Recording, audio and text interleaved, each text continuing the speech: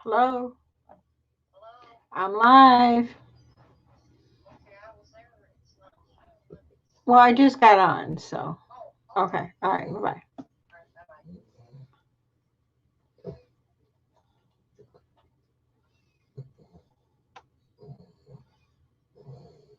Hey, everybody. How are y'all? Hey, Pat. Hey, Claudia. How are you all? Welcome, welcome, welcome. Yep, I'm live. Yeah. All right. I'll see. Oh, wow. Yeah. Okay. All right. Bye. All right. Everybody's coming. How y'all doing? Hey, Louise. Hey, Claudia. Hey, Pat. Hey, everybody. How you doing? Hey, people. Hey, the shy group. Hello. How are you? Ooh, took away my picture. Ooh. Yeah. So, hey, Nova. How are you? Welcome. Welcome. Welcome. Yeah. Oh, I hope you feel better, Pat. Hope you feel better. Sleep well. I totally get it. I'll probably go to bed early tonight too. I got up early this morning, and my connection isn't great tonight, so I do apologize. Thank you, Claudia. It was very nice talking to you too. Sorry I couldn't talk longer. Hey, Osage, how are you? Haven't seen you for a long time. Welcome, welcome, welcome. My connection isn't great. It's windy as all get out here, so it is what it is. Hey, B, how are you? Welcome, welcome. But I will be here as long as I can. Well, at least till 10:30 in my time. I don't need a crown. The queen don't really need a crown. Hey, LA, how are you? Welcome, welcome. At least this one doesn't.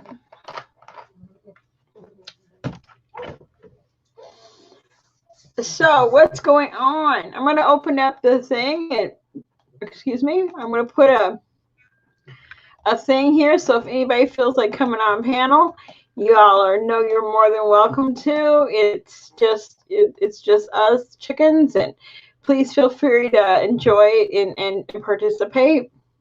We can talk about anything, topics, and everything like that, or just whatever you feel like it.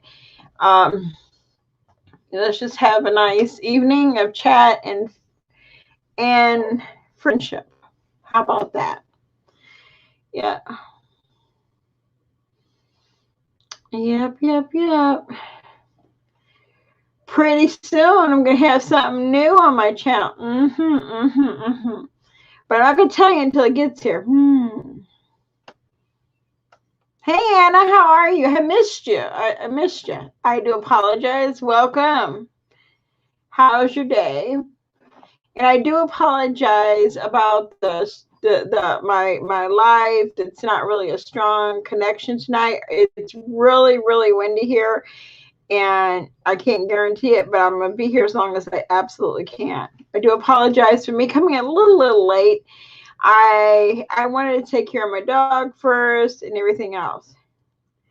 Carly Simon. Oh, Carly Simon.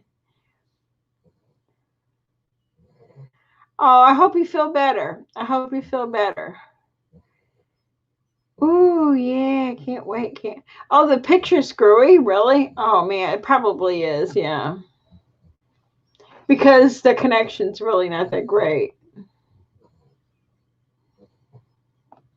Hey Denise, how are you? Let me see if I can straighten this up a little bit. Is that any better? Probably not. How about that? Oh, that anticipation, it's making me pay. It's making me pay. Yeah. Uh, the crazy dogs out there. I took Ginger out there, and all he does is bark, bark, bark, bark, bark. Well, thank you. I'm glad it's a little bit better. I'm trying. It's usually this camera has a really good, but it really is really windy. Oh, I'm sorry, Louise.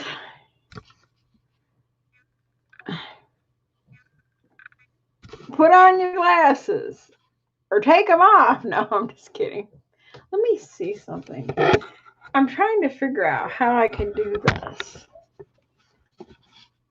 Okay, I don't know.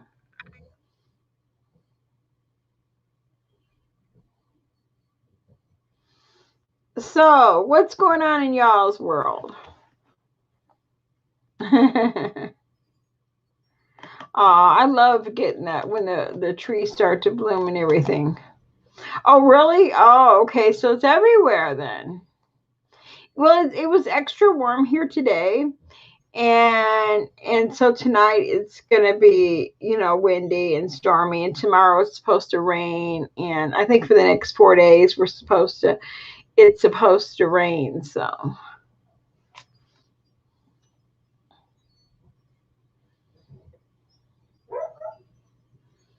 oh, the dog.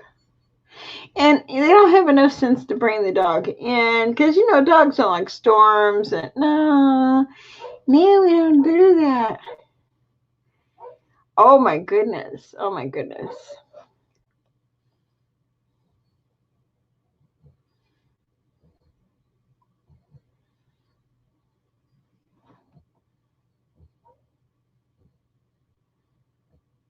You got a sweet gift. What'd you get today, Claudia?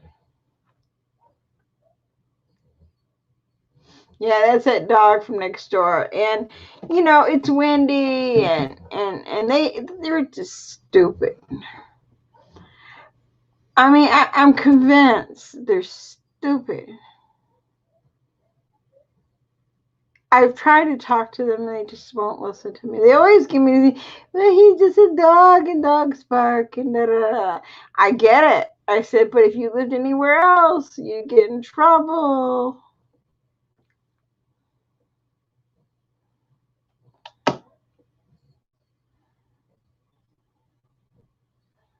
I mean, I don't mind the dog barking, but don't leave him out there in rain and stuff. Yeah, spill the tea. What kind of book?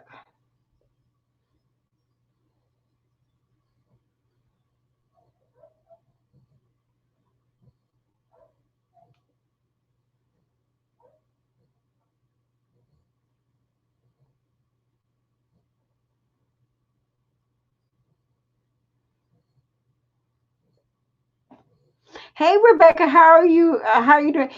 I started to watch it, and I got kind of bored with the selection of the jury. But I will. Ooh, let me go back here. I will definitely be watching it when they get the jury selected and everything like that. I go back and forth to it a little bit, but mostly I'm waiting for the trial to begin. I already see a pattern of what's going to happen, so I don't know. Oh, I love Kid Bog. Oh my god, I've been watching that all the time. Oh my, and he's cute too.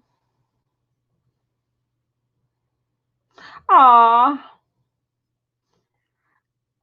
I've never had my animals outside. Never, I told the guy, if you ever see my animals outside, look for my dead body.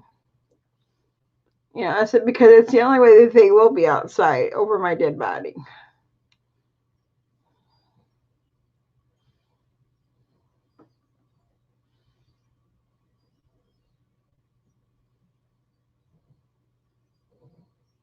Aw.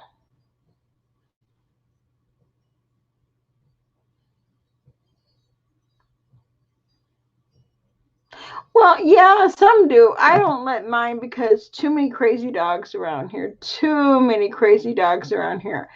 And the one next door, he does not like cats. And if he catches a cat, he kills a cat. If he catches any animal, he kills it. He has a dog house. They said it's heated, but I don't believe them. I believe it can be heated, but I don't think they put the effort into it. I really don't believe it. They don't even put the effort into buying them food when they're gone. Oh, that was nice.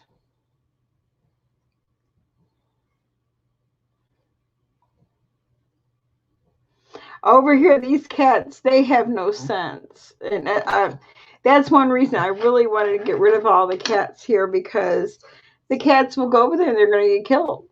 They go either there or down the street.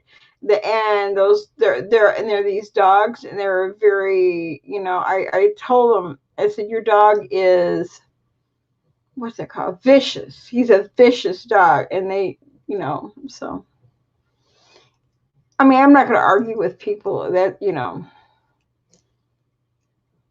there are so many of them over here are, because it's like people don't like cats. They just don't like the cats. And they don't understand the purpose of a cat. I mean, you don't have mice in your neighborhood. You don't have rats. I don't have any mice. I never seen a mouse. Oh, there's dogs. This is what this neighborhood is. It's all dogs, uh,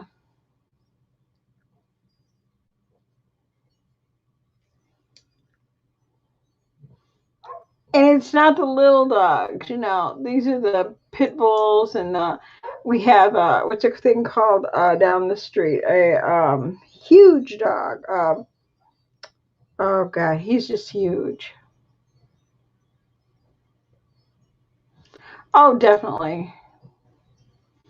But I can't worry about it. I stopped worrying about it. I complain. And I mean, if I call the animal control, they're going to put the dog down. So I don't do it. Just kind of try to ignore it. When it gets too loud at night, I go into another room and sleep. I don't want the dog put down or nothing like that. I wish they would just love that dog a little bit more.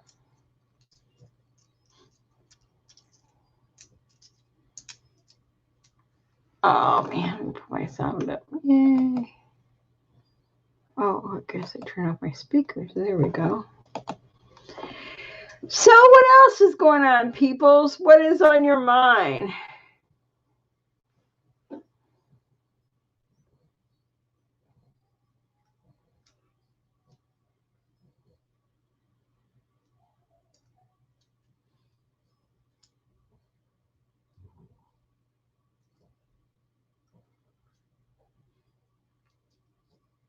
What did I have for supper?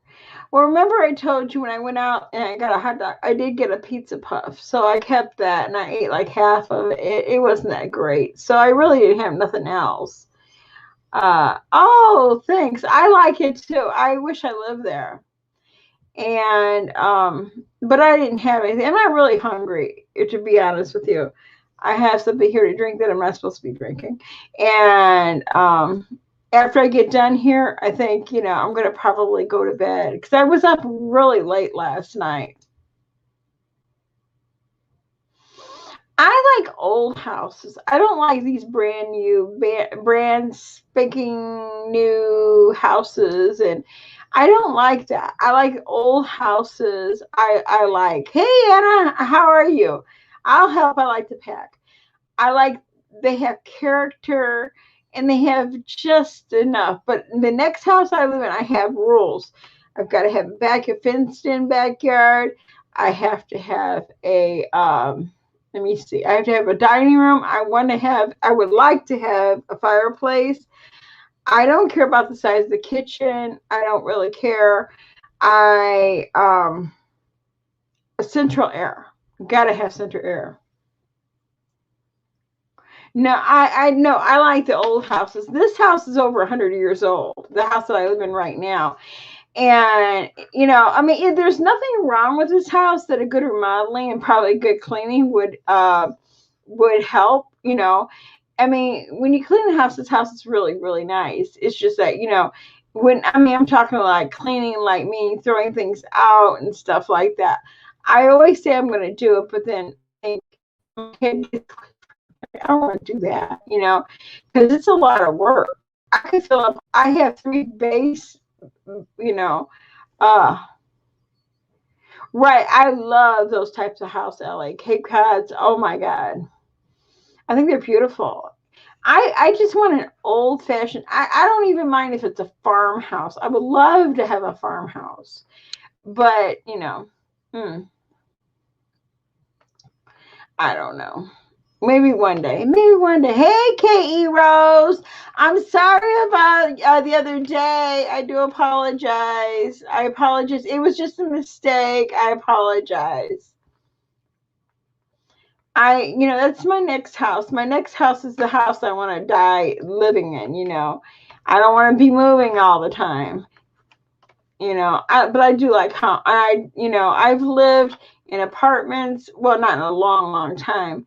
And I've lived in houses, and I far more like houses because you have so much more room. Oh, I know what you mean about that. Yeah, and you know what? I have wood floors in this house. The next house I have, I want carpeting, but I want to put it down where I know it's new. It's not been used and walked on, and dogs urinated on there, or cats, and I want to put it down so if when I leave, they could do what they want with it. Yeah, yeah, I would love to have that. Hey, Sam, how are you? Huh? Oh, I guess. Uh, but yeah. So that's what I want. That's what I really, really, really, really want.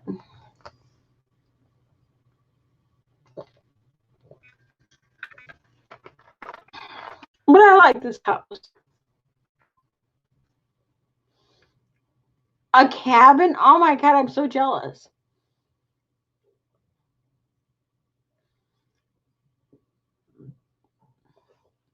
I have. I like. It is freezing in the winter, and no, I'm not moving. No, if I ever do move, that's what I want. I want carpeting. I want, but I would rather put my own stuff down. I don't want, like where I live at, like in the spring, I'm gonna get that fence fixed. That's only if I decide not to move. I've been thinking about it. I really have, but I can't seem to find what I really want.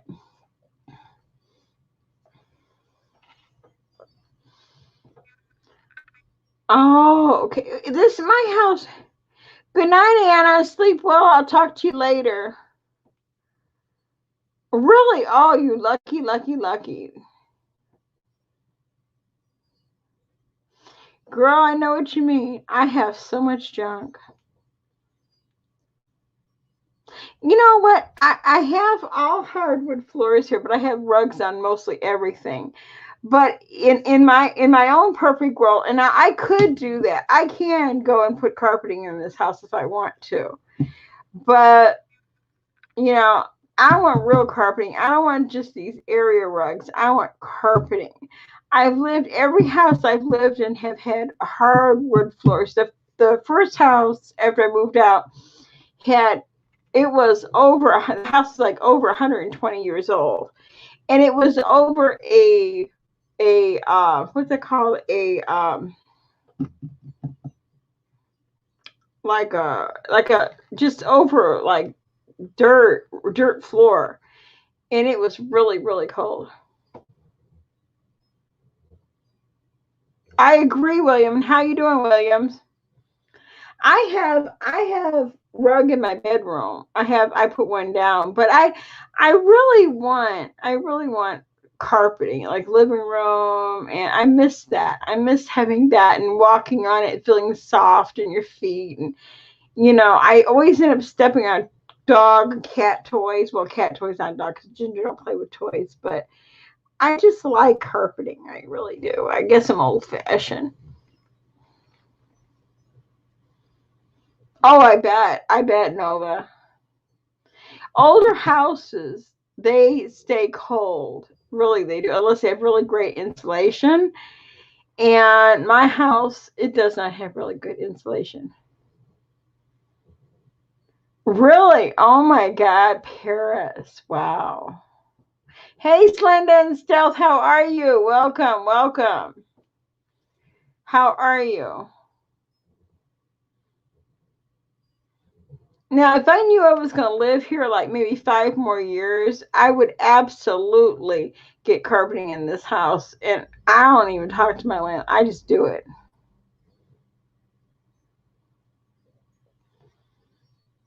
I basically do what I want to do here because I got the wooden, with those blinds, I got those. Oh, Paris, Illinois. I thought you were talking about Paris, France. I'm like, wow.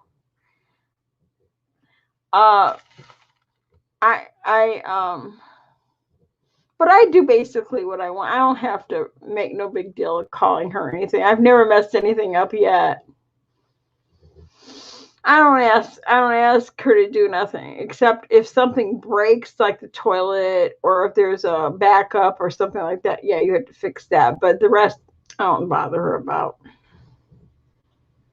Isn't it though, Terry? Oh my God. Moving is both good and bad. Moving is both good and bad. It starts new memories and new everything. But the bad thing is you're kind of like, nah, this is not that big. It looks bigger than it is. It's really not. Yeah, it looks bigger than it is, you know. I've been here like going on 12 years now. Oh, really? Wow.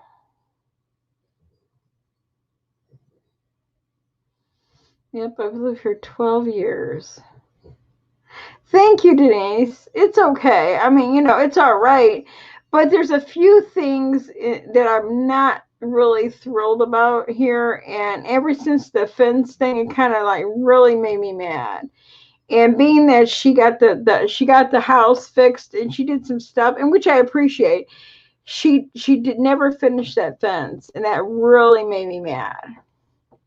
I figure I pay enough. I mean, she's never raised the rent on me, not even once. So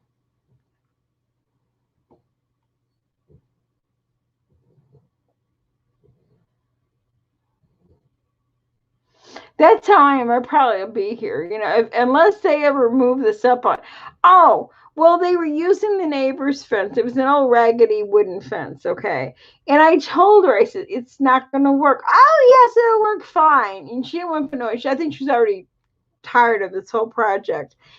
And how'd it go? And so I told her, I said, it's not going to work. It's absolutely not going to. It looked horrible. And she just kind of like moved on to her house. And after she finished this, the part of the fence fell. And I called her, and she gave me this like, well, what do you want me to do about it? And I says, well, it's your house. You should come and fix it. And I've never heard from her again, not once. And that's been like in October. No, maybe November. November. It was November when I called her. I have not heard from her since November.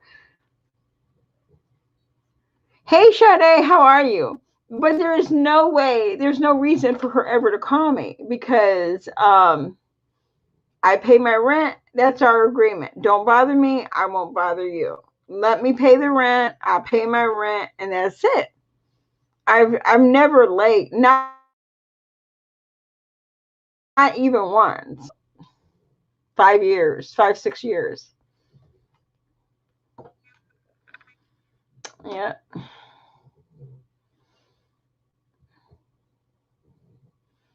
But I mean, sometimes you want to move.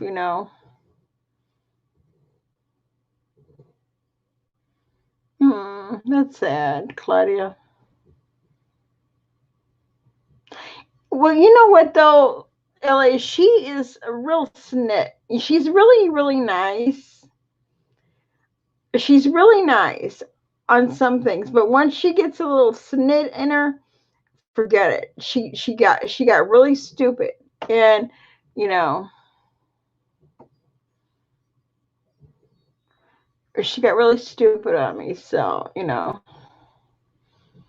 that's why I don't know if I feel like dealing with her anymore, or I didn't want those people coming back here no more. She had like this kid. They came and worked on the garage. It took them like a month to put a roof on the garage and siding. A month. Oh my God. I'm like, are you kidding me? And then they had this kid running around here with no shoes on, and I can't stand that. I can't stand neglect of a child. I just cannot stand neglect of a child. And I sure wasn't gonna let them walk through my house. No, no, no, no, no.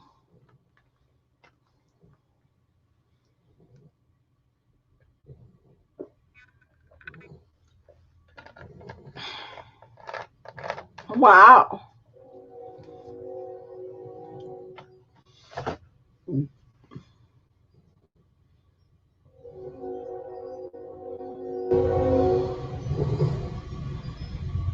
Basically, yeah, they were cowboy builders.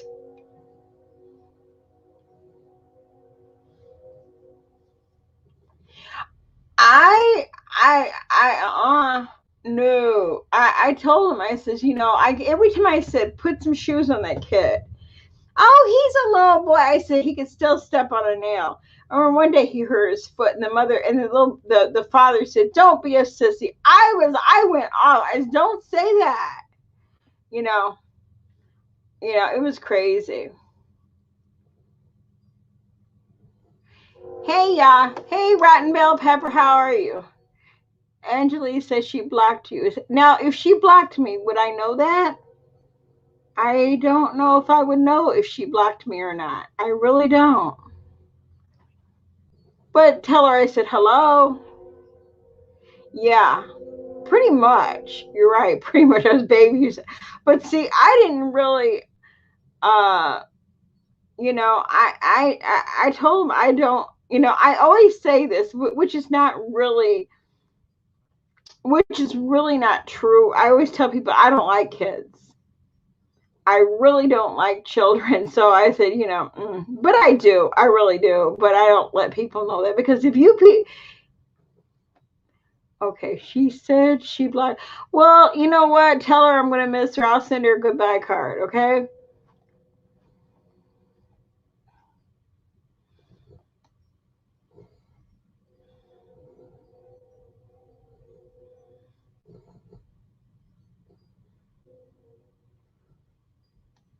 Let me see. I'll put this.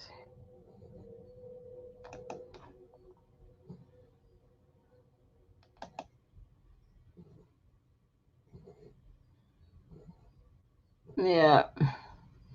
I mean, you know what? When people think you like kids, all of a sudden you're a perfect babysitter. Not me.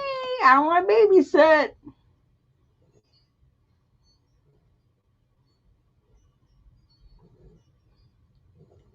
Ginger's over here snoring.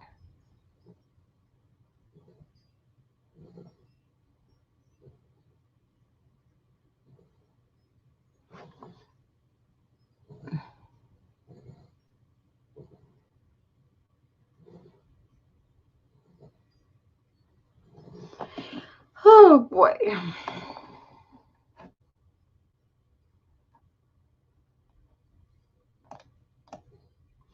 I wouldn't even know what it would be like to have parents. Oh, are you in?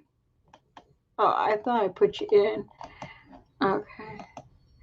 I wouldn't even know what it would be like to have parents, because I haven't had parents in like 30, 38, 39 years.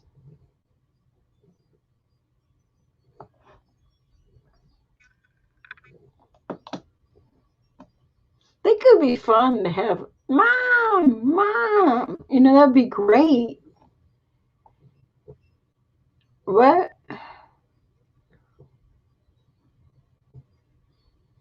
I think my mom, my dad and my mom got divorced when I was less than one. Who, me? Yeah, I do. They're like one street over one way and one street over the other way. I live like right in the middle of train tracks, right in the middle. And never does it fail that I don't catch a train. Bye, Anna. Oh, you're backstage? I don't even see you here. Let me see. Why isn't it letting you do it? Oh,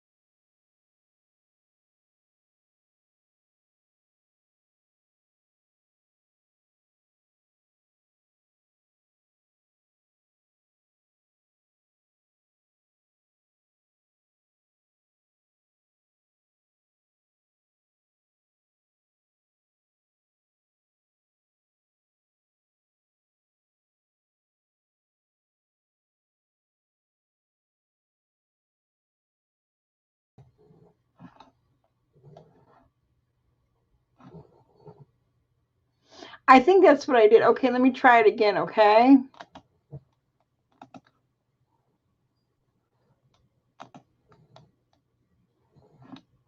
Can you come in now?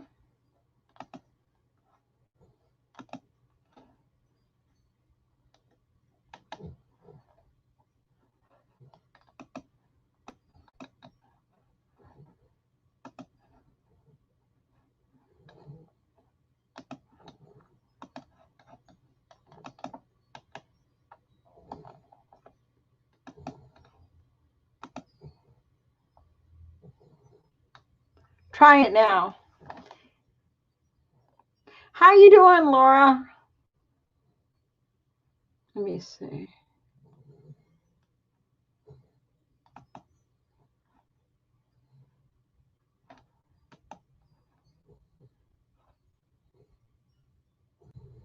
Yay, there you go.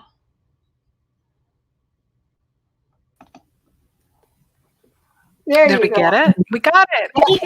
Yeah, I got to start smiling. Yay, yeah. Okay, awesome. Yeah, I had to go and delete the other one. Yeah. So what's going on with the thing? Did you get back on? Is everybody back on their channels and stuff like that? Oh my God, you fell and hurt your ribs. Oh no, how'd you do that, Laura? Falling is horrible. Okay. Is everybody here? I don't think anybody here lost their connection. I don't know. It could be wrong. Well, we all Okay. lost you for a couple minutes. I Yeah. know. Because I went back in and I redid it, and I had to take out something. I don't know. Right. Yeah, I had to I bring saw that up. people talking about Meghan Markle. Are you interested in that at all, Pam? Like the royal stuff, Prince Harry and Meghan Markle? Did you watch I that Oprah thing? no, I didn't watch. I don't like Oprah. I don't like Oprah. Well, I'm not crazy about Oprah either, but I did Yeah. watch that because I wanted to see what they had to say. And what did they say? Well, it was really interesting actually. That it seems like their version of events is almost completely opposite of what the palace put out. One thing that they said that I found kind of shocking, personally, I was not in the least surprised that behind the scenes, like one of the big supposed bombshells was that Meghan says someone in private, this is all private, was Mm-hmm. expressing concerns to Harry before the baby was born Oh, about what his skin color would look like. Now, oh, look, I that doesn't heard about surprise that. me. Of course they're gonna say that Right, behind the scenes. That right, didn't shock me. I guess the supposed shocking part is that this had never come out before. Well, of course it's not going to come out before. But right. so fine, that didn't surprise me. It certainly didn't shock me. But one thing that did surprise me, I have to say, is the revelation that they discovered the firm, as they call, the royal family, the institution, was pulling security from their baby. He would no longer have Oh security. yeah, I heard about Um, that. in addition to his title, I mean, title's one thing, whatever. I don't think they care about that. But I mean, especially once they've been made a target, and she certainly has been a target the whole time. I mean, I'm not I don't watch them in detail, but I watch enough to be aware of that.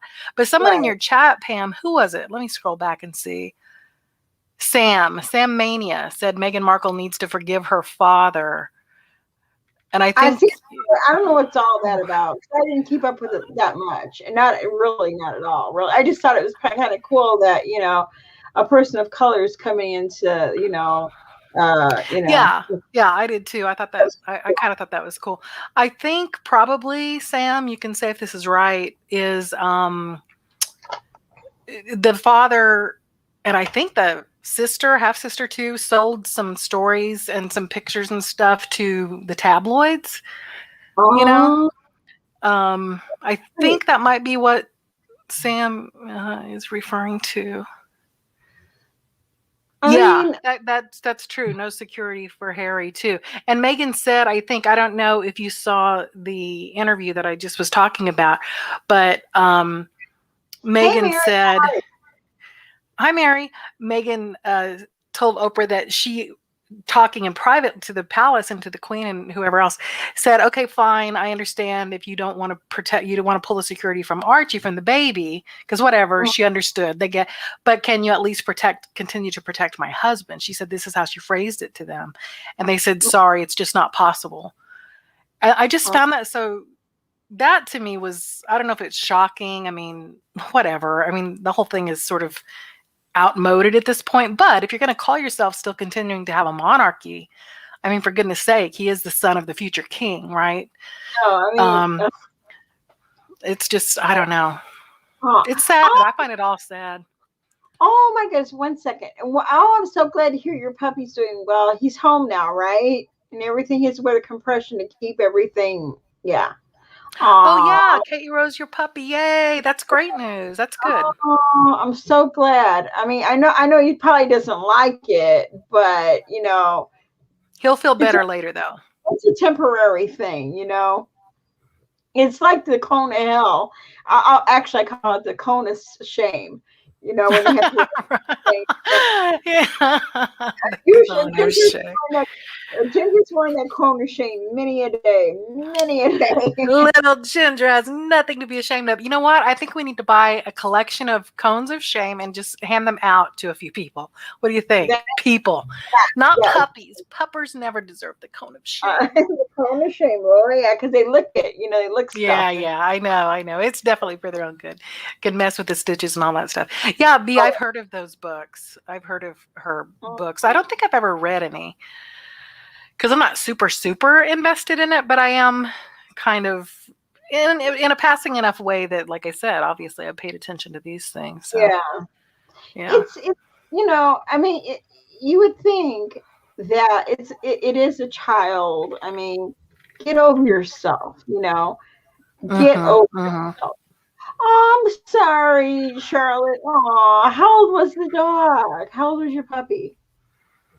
How old was your Shih Tzu? Oh, I'm so sorry. Oh, That is a horrible, horrible feeling. I'm sure. Hey, Pepper, how are you? How are you? Welcome. hi, Pepper. I'm where you said he's not the son of a future king. I'm not talking about Archie. I was speaking of Harry. Have I missed something? Are they going to pass over Charles? I thought Charles, does that have to do with marrying Camilla or something? Is he not going to be king when Elizabeth kicks Oh, the okay. bucket? Oh, okay. Let me send a link. Okay. Okay, let me send you a link. Okay, here we go. Come Oh, on, yay, good. Carly. Come on, we got one. Another one. We got a place for you. We got a place for a lot. I can have 10 people here. Come on. Come on, Carly. Yeah, I think, I'm not really super invested or anything like that, but I do think it would be interesting. It's going to be interesting. So, There she is. Hi, Carly. hi, Carly. How are you? Hi, how are you? Oh, I'm great. How are you doing? Good, I can finally talk to you. Isn't that great? Oh my goodness, I have never heard your voice. Your voice is cute. Oh my gosh. I'm so glad to get to talk to you. I've known Carly for a long, long time. Long, long, long Yeah, time. So yeah, I'm from. Oh, sorry. go ahead. Yeah, I'm from Australia. Australia. Australia. Yeah, I thought I detected an accent. Nice. How, Wow. Wow. how are you guys doing? I'm doing really well. Really, really, really well. And how are you today? How are you doing today, Carly? I'm good. I finally got a microphone so I can talk to people. That's awesome. It's so much easier than typing, isn't it? It sure is. Yes, very much easier, much, much easier than typing. I don't like to type so much. I always mess up. I always have to go back. Can Oh you my hear God. me okay? Oh, I hear you just perfectly. Does Yeah, everybody hear? I hear you fine too, but Louise is asking where Carly's from, so I don't know. Can you guys hear Carly okay? I'm from Australia. Australia? Oh, you were up with him all night, huh, Rose? Oh, I bet. I bet. Okay, he abandoned his duties. Taxpayers are pissing dirt and don't Are, want pay. they don't want to Oh, pay. B, are you talking about Charles now? Is that why you're saying it's going to William next instead of Charles, the monarchy? I would like to go to Australia. Oh, I bet it's beautiful. Oh my gosh.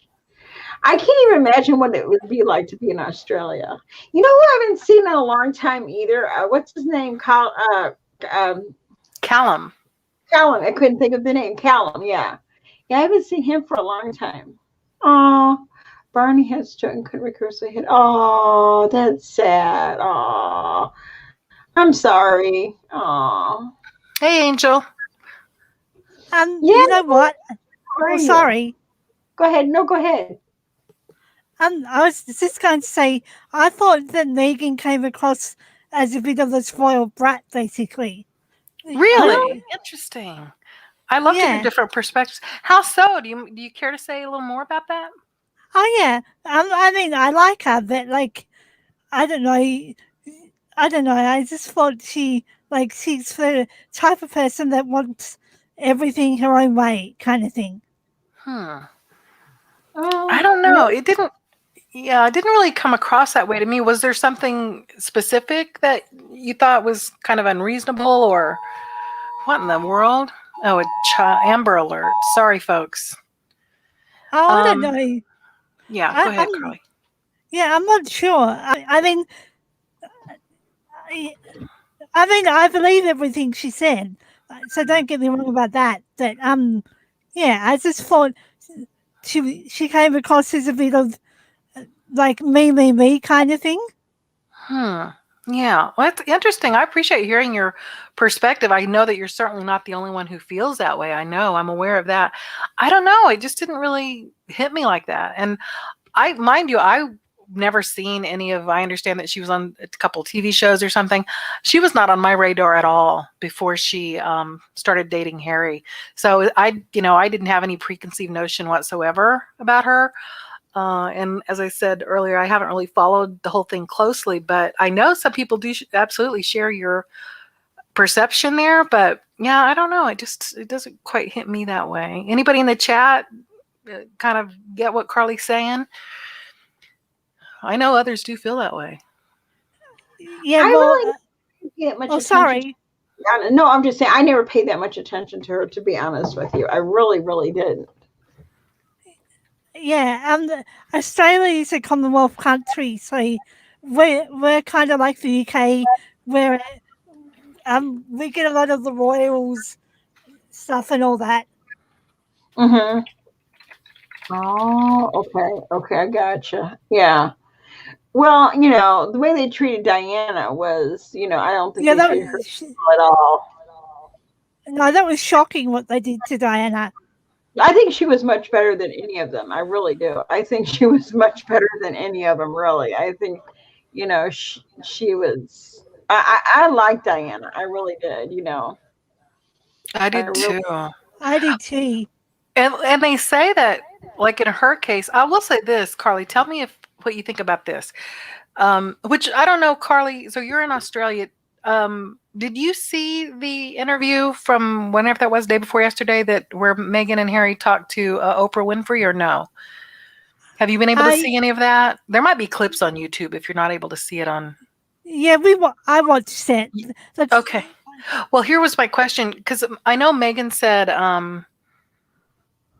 and I understand your point about how she seemed kind of like a spoiled brat, but to a very specific point with the comparison to Diana that I've heard, the treatment of her and Diana that I've heard some people make. Aww. Meghan said at one point in the interview that she specifically asked for some help for her own mental health, and they were like, well, sorry, we can't help you. This is just how it is, and everyone has to deal with it. We all have to deal with it. And my understanding, again, you probably are much more familiar with the British and UK press and Commonwealth press, but was that something kind of similar happened with Diana, with her bulimia and her different mental health issues, that she reached out for help finally at some point, and sort of it was the same thing where they were sort of like, well, you're on your own. Was that your understanding, that it was sort of like that with her as well? Yeah, basically. That's sad. Basically, I think Harry didn't want Meghan to go through what his mother did, basically. Yeah, that's really, I find that really poignant. That's just, gosh. Yeah. I am so sorry, Charlotte. I know I can only imagine how you feel. I've lost pets before, and I know it is just like losing a child. In some ways I think it's like you feel like you're, I can't even, well, losing a pet to me is like horrible. I mean, it's a family member, right? It's like a family member. It's a family member. And you know what? It's even more so a family member because you chose that one. Some family members you don't choose. But this is the one that you chose. And usually especially if it's especially close to you, like if, like there are family pets and then there are your pets. And pets, especially if that is your pet, I am so, I totally get it, and I'm so sorry. I really am. I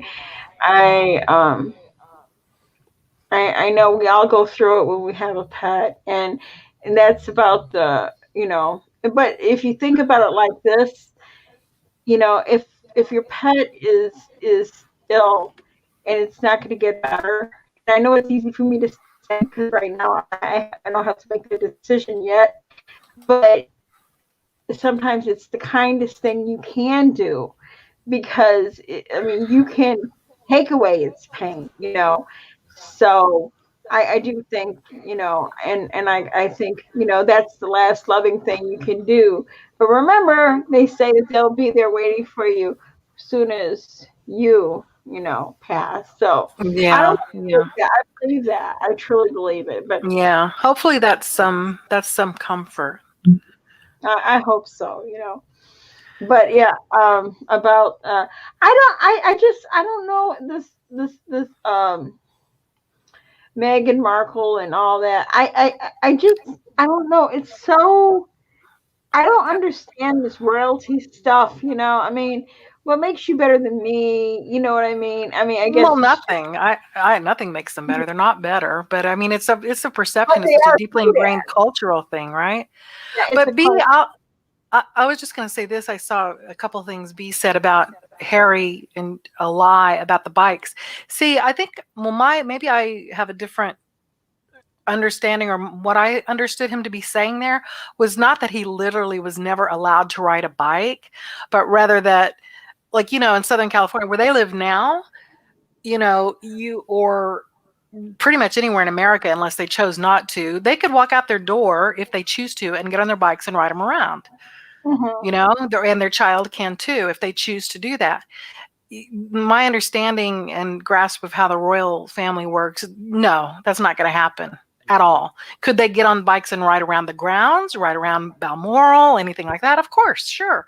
They're very. I mean, I think the whole family is known for being very much, outdoorsy and participating in sports and all that sort of thing. So that was my understanding of that. So yeah, I could have misunderstood and not heard the full context, but that's what I understood him to be saying.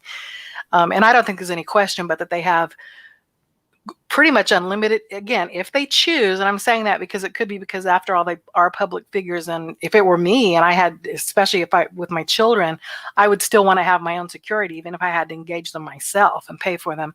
But still, with security, it's no different than any other celebrity or even our politicians, our president. They can move around more or less freely. And that's just not the case when you're a royal, as I understand it. So that's kind of what I thought. And I don't know. I mean, gosh, it sounds like B is Terrible too. similar to thinking Megan is a narcissist and all this. I don't know. I don't see it. Maybe because I didn't. My perception is just limited to a very few things that I've seen. But all of it, I will say this: my perception of her is based on what she herself has said, and it's not reporting in the media, or it's not some fluffy, Hollywood TV shows or something she's been on. Carly, I just wanted to acknowledge what you said about the speaking thing. The panel is it can feel a little awkward if you haven't done it before. Not because we can't understand you. I think several of us have acknowledged, and I don't have any trouble understanding you, and several others have said they don't. But sometimes we step on each other, vocally, so that can be, but excuse me and excuse us when we all do that. And no, I don't think any of us take that personally, just because we don't really have the cues like we would in the same Right. room. But no, you're good though. You're real good. Yeah. What I wanted to say was, I thought the comment about Archie's skin color was shocking. That was terrible.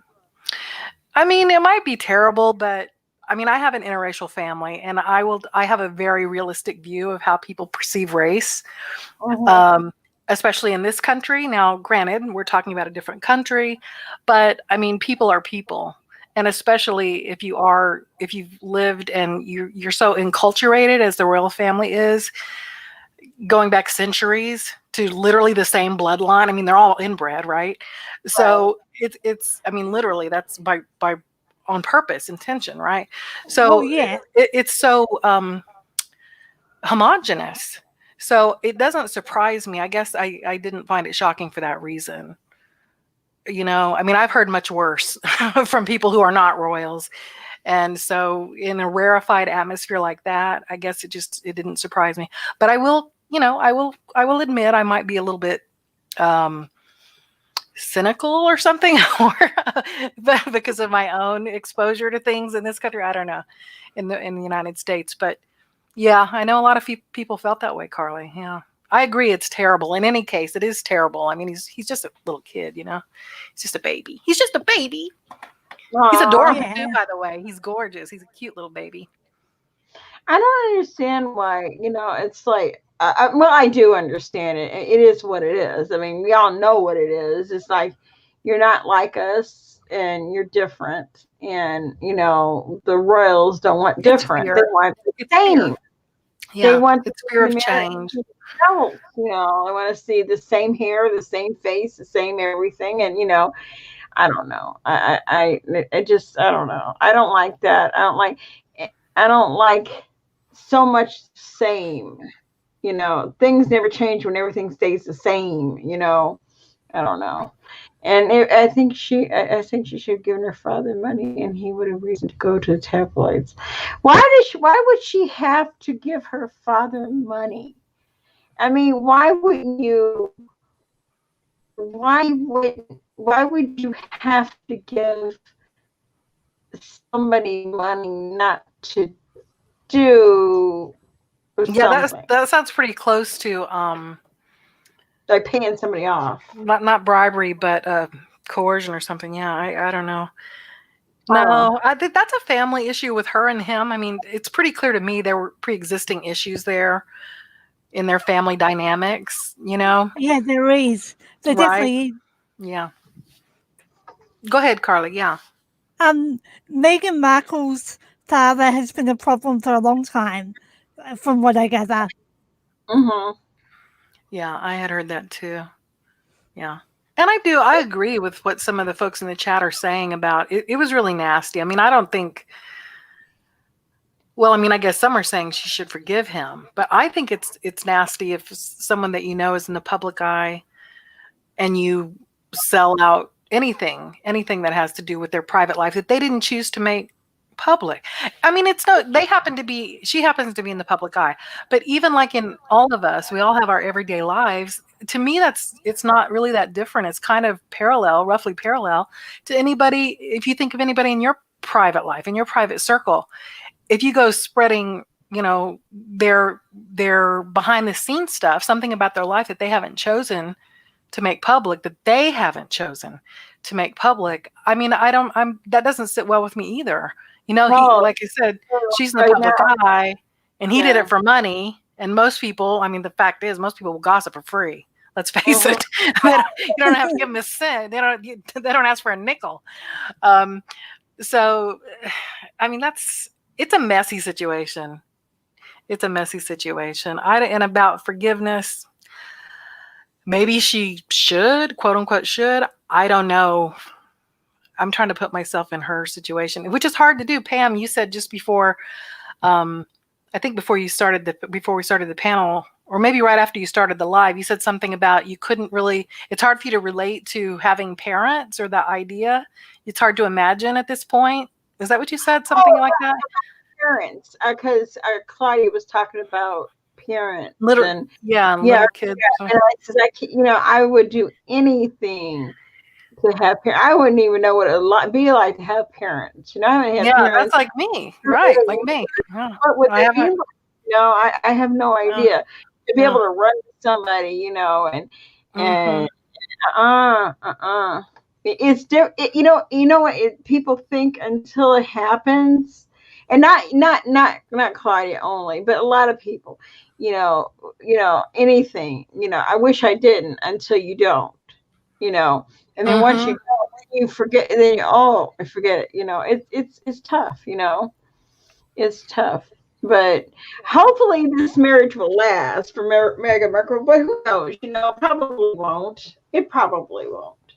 It's just too much against. I would say probably too much against it. But then again, it might work just to fool everybody. It might set the change. It might set the change.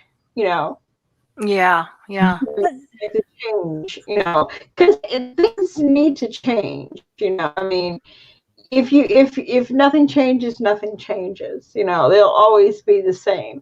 And times have changed now. I mean, Exactly. it's not. Go ahead. Oh, I was about to say, last week I watched the documentary about Woody Allen. Have you guys Mm. Have you guys watched that? I I haven't, but haven't. go ahead, Pam. Go ahead. I haven't seen that. Well, I haven't seen it, but I've read some in-depth analysis of it, and I know about who produced it and stuff like that. I'm pretty familiar with the details of that case. Actually, it interests me a lot. Yeah. What did you think, Carly? I thought it was horrible, and what he did to Dakota was shocking. I mean, Dylan was shocking as well. So you believe it really happened? Yes, I do. I believe Dylan. Did you see have you seen what Mia's son Moses, did you see that public opinion piece he wrote? It's been a while now. I think he probably published it. I think he's a therapist or a psychiatrist or something now. He's a professional of some sort now. Of course, he's fully grown, but this is one of her adopted children, one of her many adopted children. He wrote this op-ed thing, I think not too long after the accusations first surfaced originally.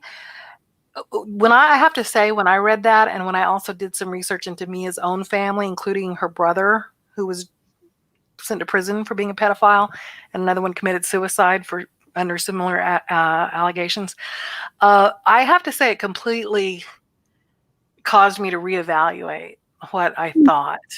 I don't know if you haven't seen that, Carly. Moses, look up Moses Farrow, his op-ed on that, on the whole situation. It's just interesting. I would be, and then come back. Maybe we can discuss that at some future time, or anyone else who cares to. I just would find it interesting. Again, it's so interesting, right? People's different, everybody brings our own lived experience to stuff. I just am interested in perspectives.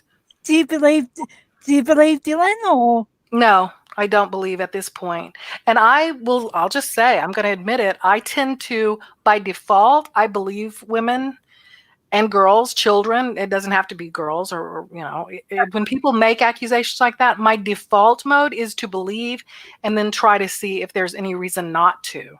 Because I know that it's true. So many victims of all kinds of abuse, not just sexual abuse, have what I consider to be valid reasons not to report it, especially when you're a child, right? But even as adults, young adults, there are all kinds of reasons, valid reasons, legitimate reasons, justified reasons not to speak up in the moment and possibly for years, or maybe even some people take this stuff to their grave, right? This is just how it works. It's because I know that.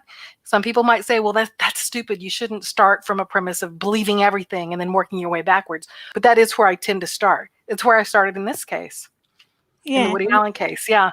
And then, I kind of did all of my own research, and that Moses Farrow thing, which a lot of what he says there is able to be, verified independently. By independently, I mean people outside of the family.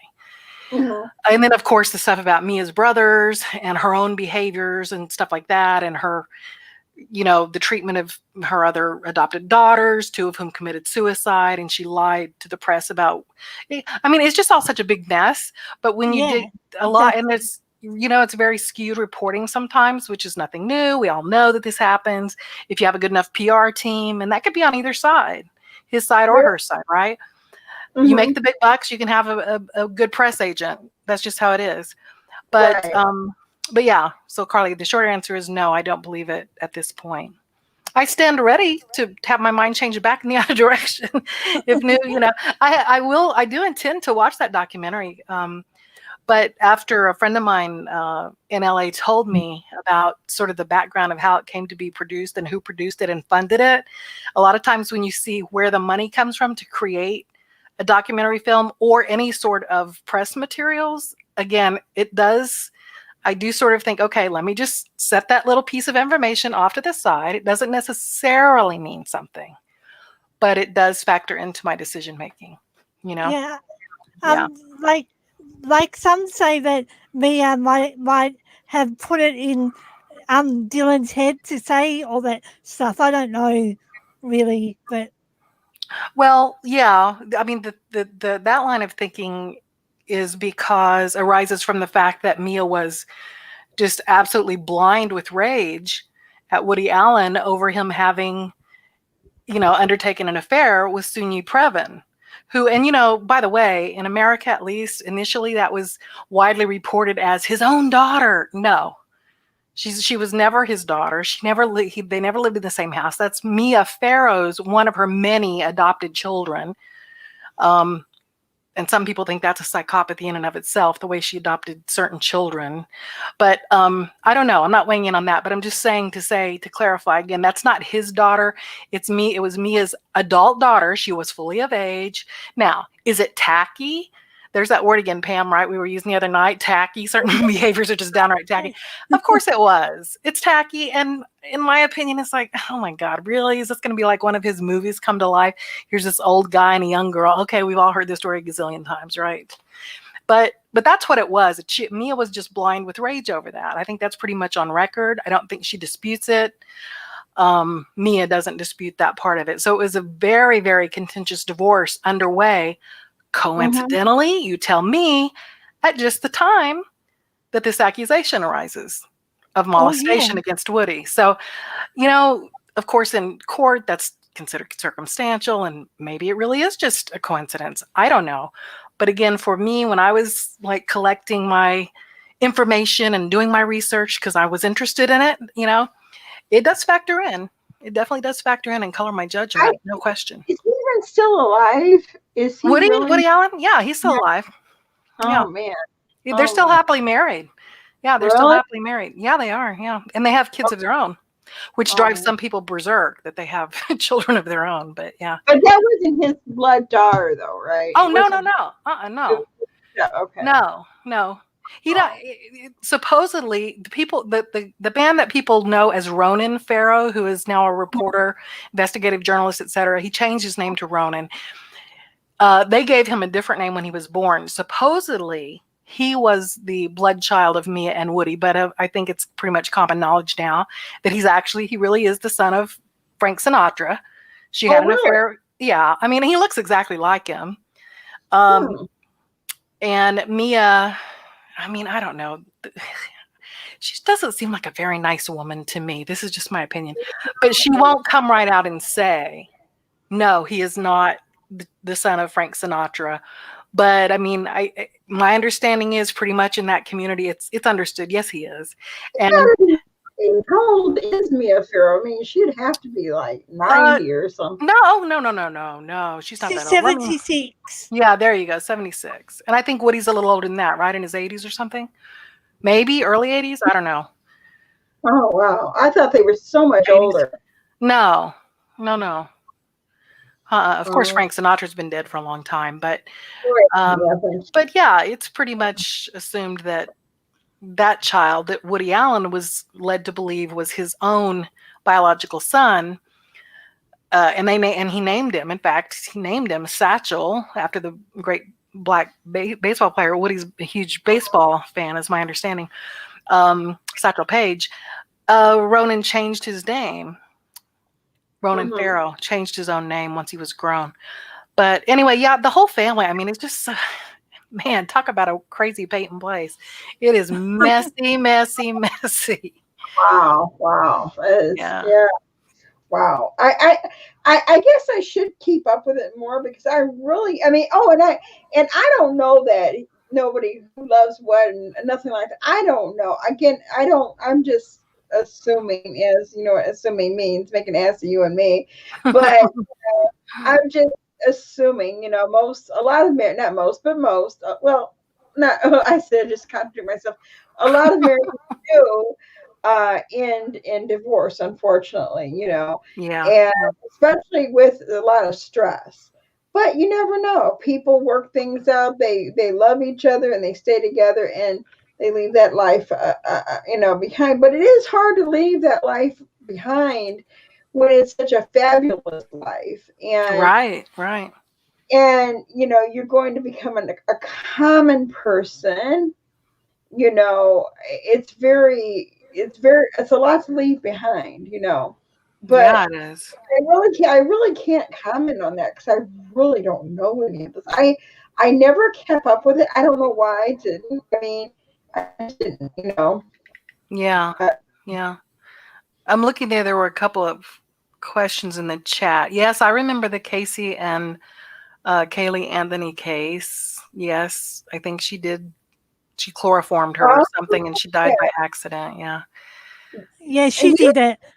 she's a psychopath. I think Casey Anthony was a psychopath, and I think that whole jury was insane. I just wanted to choke her neck. To choke her neck. And then but I do think that father did things, or he just was not a good person, and that mother was she was always making excuses for her daughter, and her daughter was a psychopath. I mean, I truly think she was. I don't know if she killed her on purpose or not, but who does that? Hides the body, chloroform, because she wanted to go to a party. Yeah, it's just I it's mean, crazy. Carla, you said you agree that Casey Anthony did it. You're familiar with that case? Oh yes. Yeah. I think she definitely did it. oh my God. I don't Yeah, know. that was another family. The more I saw of them, and her mother and father couldn't stay away from the camera. Her mother especially. I was like, talk about that's another messed up family. I was like, okay, this Oh my family God. has some secrets. You know, they're like, it's just was kind of. I really think they Uh, did. I think something with that father was just not right. There was and he was a cop, right, but that doesn't a mean former nothing. cop, right? Yeah. No, not necessarily. Not necessarily. Sam, yeah, I agree. Sam Mania says I think it was an accident, but still at fault. I agree. I think just like Pam said, um, Casey chloroformed her to get her to sleep and or gave her some sort of cough medicine, a big heavy dose, maybe both. And she died. She gave her too much, and either, she wanted to keep her quiet and make her sleep so she could go to a party, hang out with her friends or something, which I think she did. Right. So, yeah, I agree. It might have been an accident. I don't necessarily think she meant to kill her. I don't know, honestly, but I do I think she did it. I just think she was just, psychotic. And I'm surprised that nobody even did anything to her, like, 'cause I just knew when she got out of, because she walked Yeah. and Yeah. she really Yeah. lived. She really lived. I mean, think about it. You get out of prison, people are wanting to kill you, and I don't know. I don't know. I don't know. I remember I watched that trial too, and I was furious. Oh, I was so mad. I think I even threw a cup. I was so mad. Well, it's all right there, Hmm. and But what about her mother though? Here's her mother saying, "Oh, when I found her car, I could smell, and I told somebody there's something died in there. There was something in there. If that was my child's car, my adult child's car, I'd say, look, you're going to tell me right now what the hell have you done with my grandchild, and we're not leaving here until you tell me, and or Yeah. I'm going to see to it that you sit in jail." she You went know? like got her in trouble. I think the father was overprotective of the daughter. Oh, I'm so glad she hasn't had another child. I don't think she has. I don't keep up with her, but God, and those lawyers defending her, just oh my God, I'm like, how do you? Oh my God, how do you do that? How do you defend something that was so wrong? Yeah, Just, it's Exactly. crazy. It's crazy. oh, he was a father to her, yeah, but I think he was a lot more to her too. If you want to know the truth, I think he was a lot more to her too. I think the whole family, the dynamics were just kind of off there. Well, didn't the brother didn't or we're talking about Casey Anthony, right? Yeah, right. Didn't Anthony. her brother say that she had told him at some point that their father molested her when she was a child, or I might be misremembering. I don't know. And I actually, don't know. did anybody else hear that? Even if she said it, I guess it could have been a lie. If what they say, her own family, including her brother, say, well, she was a pathological liar. So maybe it's not like you could believe it, even if she said it. Wow. I Nova, think. funny. You're making me laugh, Nova. No names, no names. Well, it's just when I hear things like that, I just want to grab my eyes out. I Yeah, don't yeah. know. It's just I don't know. Mm-mm-mm-mm-mm. I wish I would have kept more up with the Meghan Markle and all that. I just never did. I don't know why. I mean, it was a monumentous event, but it just never. I never really kept up with it. I wish I would have though. It would have been more. I would know it more what you're talking about. Yeah. Uh, Well, I mean, it looks like there's some folks here who know a lot about it. Carly, it seems like, knows quite a bit about it and have different perspectives from, all over the world, clearly. Yeah. Yeah. I was just saying, I love crime stuff because my brother's a police officer, and Oh, anyway, wow. I've been watching a documentary about John Benet Ramsey, and I think I think her brother or her mother did it. oh, okay. What? Ramsey? Jean Yeah, Benet. John. Yeah. Lemonade. Yeah, Yeah. I don't. I think.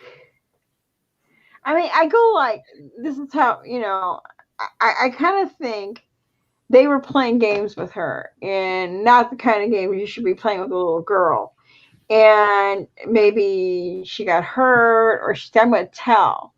And you can't tell something like that. And rich people, they don't know how to deal with problems. They don't know how to deal with problems. And and maybe the mother hurt her or the father hurt her. But I think something was going. I think they were messing with their child. They were molesting that child all along. I really believe that. I don't think that she was getting. It was an accident. How can you have an accident at 11 or 12 or 1 o'clock in the morning on Christmas night? How do you have that kind of accident? you can't. There's Well, that. and didn't they say at her autopsy, didn't the coroner say that there was signs of scarring in her Yes. vagina? So, and um, I think that people on the Ramsey side, they got some experts to say, and you pay, these are paid experts, right? That's nothing new. It's not just a thing they do. That's what people do. But they got someone to say on their side, well, that's just because she had frequent urinary tract infections. Now, I ask you, many of us in here have raised children. You've raised a daughter, Pam. I've raised a daughter, Carly. I don't know about you. I know others in here have. How often does a child that age get urinary tract infections? Not that often. My daughter never had a single one. You could. I mean, it's not that you couldn't, but also lead to scarring. I don't think so. Not based on what the physicians I know tell me. I mean, God, how are you treating it if she's going to have scarring from it? You could So check to see if her hymen was broken. right. Although it might not necessarily. That wouldn't even necessarily be the case. So depending. I mean, I don't want to get too graphic, but you could do certain things that are still abuse without taking it that far, you know what I mean? But I tend to agree with you, Carly. I kind of think, and I'm not sure which documentary I saw in the chat. You said you saw a documentary about the Ramsey case. I've seen so many things about that case.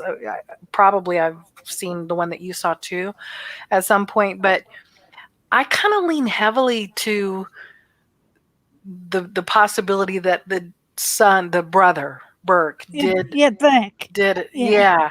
And then, but I do think, excuse me, I do think absolutely Because with it. of the pineapple, maybe.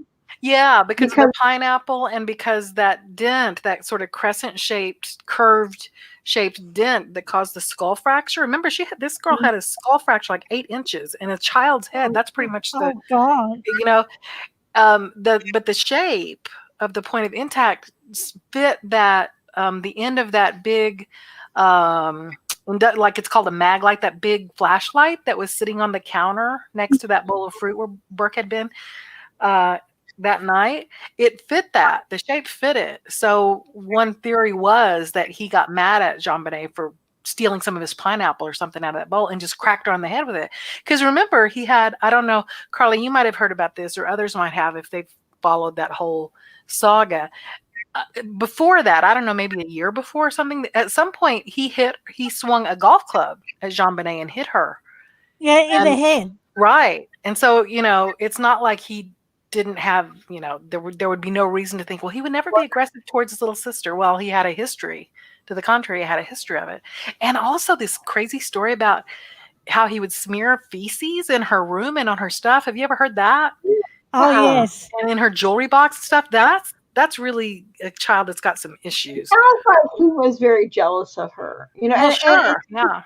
parents like showcased her, which was in its own right, I mean, I'm sorry. I just don't understand why people need to dress up their little girl who's like what 6 years old, 7 years old, like a 30-year-old woman. Maybe it's cute, maybe whatever, but I don't understand why people need to do that. And then you wonder why so many bad things happen. I don't know. And but then again, when you focus so much on one child, what do you think the other child's going to feel? Absolutely. Jealousy. Yeah, jealousy. Absolutely. Yeah. And she was, there's no question, she was the little star of that family. Everything revolved around her.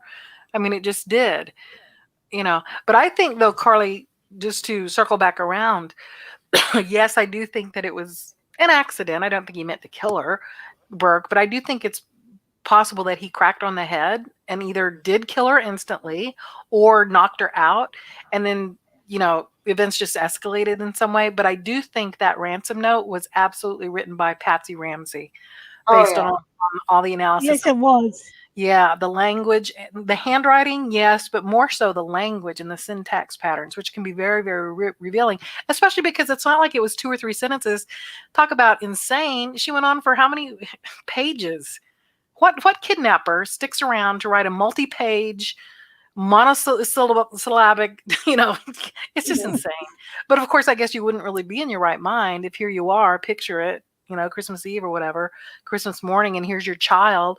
One child has cracked the other one on the head, and now it looks like that one. Sad. A lot happened. I think, even the fact that I think there's a lot of stuff that was going on in that family, and, and it never moved. It just kind of stayed there, and after, I didn't know that he remarried, I would not want to be around anybody in that. No, he did. He remarried. He absolutely did. Yeah. Right. I don't know how he sleeps. How would you sleep knowing that? Maybe he knows that Patsy did it. Maybe Patsy was okay. What didn't they say that she was a bedwetter? And Yes. Patsy was like very perfectionist. And, I don't see what was so perfect about her, because Patsy was not a really great looking, like they said she's a beauty queen. I know. I didn't get that either. I was like, okay, whatever. From what kind of beauty queen? I mean, I'm no beauty queen. I get that. But, she didn't look like no beauty queen either. She looked just like an average everyday person, I don't know. Yeah, I thought so too. Who, Kate Rose, you said it wasn't an accident, it was a murder. Are you talking about the Ramsey thing? I don't know. I know some people do think that. Yeah, I think it was. Oh, sorry. Go ahead. I'm sorry. Oh, I was about to say, I think if Beck did it, Patsy and the father covered it up so they didn't lose Burke as well, basically. Right. And they would have lost both of their children if he had to go to juvenile detention or something. Well, Carly, do you think Burke did it on purpose? I mean, like meant to really, really harm her versus like he just was mad and in the moment cracked her on the head or something. Do you have a theory about that? Well, I think he might have, because a 9-year-old knows better than to hit someone like that. Yeah, you would hope, right? Especially since, as you said, he had hit her once before with a golf club. Surely to God, someone said, no, this is unacceptable. Don't you ever swing anything or hit your sister or anyone else, by the way, again. Who knows, though? I mean, again, that seems like that family was dysfunctional, and I don't even know. It's exactly, wow. Mary. That's what we're. They might have just covered it up, but that's a lot to carry with you the rest of your life. You know what I mean? That's a lot to carry with you, even after he's dead and buried and all that. how do you go on and just, have a normal life? I don't understand how people who, kill somebody, even in defense. I mean, you still have that in your head, I don't know. Well, I think I would tend to agree. I I mean, don't understand how people do certain. I mean, you still, even like I said, if you walk in my house, I had a gun, I'll shoot you. But I'm going to feel bad about it because you're still a human being. well, But but see, you have a conscience and you have empathy. We know that there are right, sociopaths walking around whose brain chemistry is different and they don't have empathy. They lack empathy, or right, even if it's not that extreme of a case, plenty of people are able to compartmentalize so thoroughly. Like if you saw any of the interviews really early in the case, like not too long after JonBenet died, right? If you right. see the interviews now, Patsy is sort of like, wringing her hands and looks distraught and so on. But John Ramsey is very, I wouldn't even say stoic, because I think some of us, you can imagine what that looks like if someone is really deeply pained and hurt and grieving, but yet they sort of like keep a stiff upper lip, so to speak. That's Right. not my impression of him at all. It was someone who was just like so sort of like you could almost see that things are just like in these nice, neat little boxes in his mind. And it was just so dispassionate to me, my read of him. Do you have a thought on that, Carly, about like John Ramsey, the dad, early on when, they did interviews? Did you see some of those? Yeah, basically, I think, well, I don't know what you think about that, but I don't think Burke showed any empathy and about JonBenet. Like it was like JonBenet didn't exist to Burke anymore, basically. Yeah, yeah. Maybe, deep down he was glad. Maybe they gave him some sedate. People. A lot of people believe in a lot of sedation, and sleeping pills, and waking pills, and happy pills. And I'm sure they gave him something, just so he wouldn't talk too much. Because kids have a tendency of running that mouth, and I'm sure they had that conversation. If something happened, you better never say anything. And Right. if he was involved, or for sure, he knows the truth. He knows there's only 3 people there that know that. Well, she's gone now, so there's only 2 people left in the world that know the truth, the real truth. And it's the father and the brother. And probably say you better never tell. I believe him. If they happen to kill her, I Yeah. wouldn't say no. Well, that secret, I forget. Excuse me. I have terrible allergies today, you guys. Oh, I've got Oh, a that's all scratchy right. throat. I've been talking through a mask for 8 hours to 10 hours a day. So how you have to talk up so people can hear you. So my yeah. throat is really kind of ragged, but so apologies for that. But yes, I there's, know. Sleep out and get some rest and have a good day yes, tomorrow. do get some rest. So good to see you, Nova. Sleep tight. There's some sort of theory about how, like, if 2 or more people share a secret, like a negative secret, something that could really wreak havoc in their life if it got out, that creates this bond, this sort of like a perversely not a good bond, but a negative bond. It's sort of self-reinforcing. And I do kind of think of that concept when I think of Burke, the brother, and then the father, because like you said, Right, Pam, they're the ones, right, who are left who really know the truth. right. Patsy's gone. The only two, and being that some people say people who get cancer, they're holding in stuff, and Mhm. who knows? Suppressed trauma. Yeah, a lot of people do think that. Yeah, I've heard that he's autistic and or somewhere on the spectrum. He certainly, I mean, look, we none of us should try to diagnose people. We're not Hi, Kelly. experts. How are you? That's very true. But I can't tell if, frankly, if I saw that interview, that Dr. Phil thing. Well, Dr. Phil is not. I'll keep my opinions about Dr. Phil's credentials to myself, I guess, for now. I But agree. I agree. right, but I'll just say the thing about Weirdo. that Dr. Phil interview is I'm thinking, okay, whatever else, whether the kid is guilty or not, this is a kid whose sister is the subject of this whole big controversy and died this gruesome death and the whole thing. I mean, I wouldn't even just at minimum that, even if he's not on the spectrum or not autistic, any person who's gone through that and now you're sitting for scrutiny and you know it's going to be a worldwide audience scrutinizing your every word and movement, that's a lot of pressure, So I don't know how much of his demeanor and affect was the result of that, and or how much also factors in what you're saying, B, about him. Yeah. I don't know. I've seen that interview, and I can tell that he might be autistic as well, but that doesn't excuse it if he did it. Oh, I see. You said, Carly. Yes, you are too. You're on the spectrum, or you are autistic.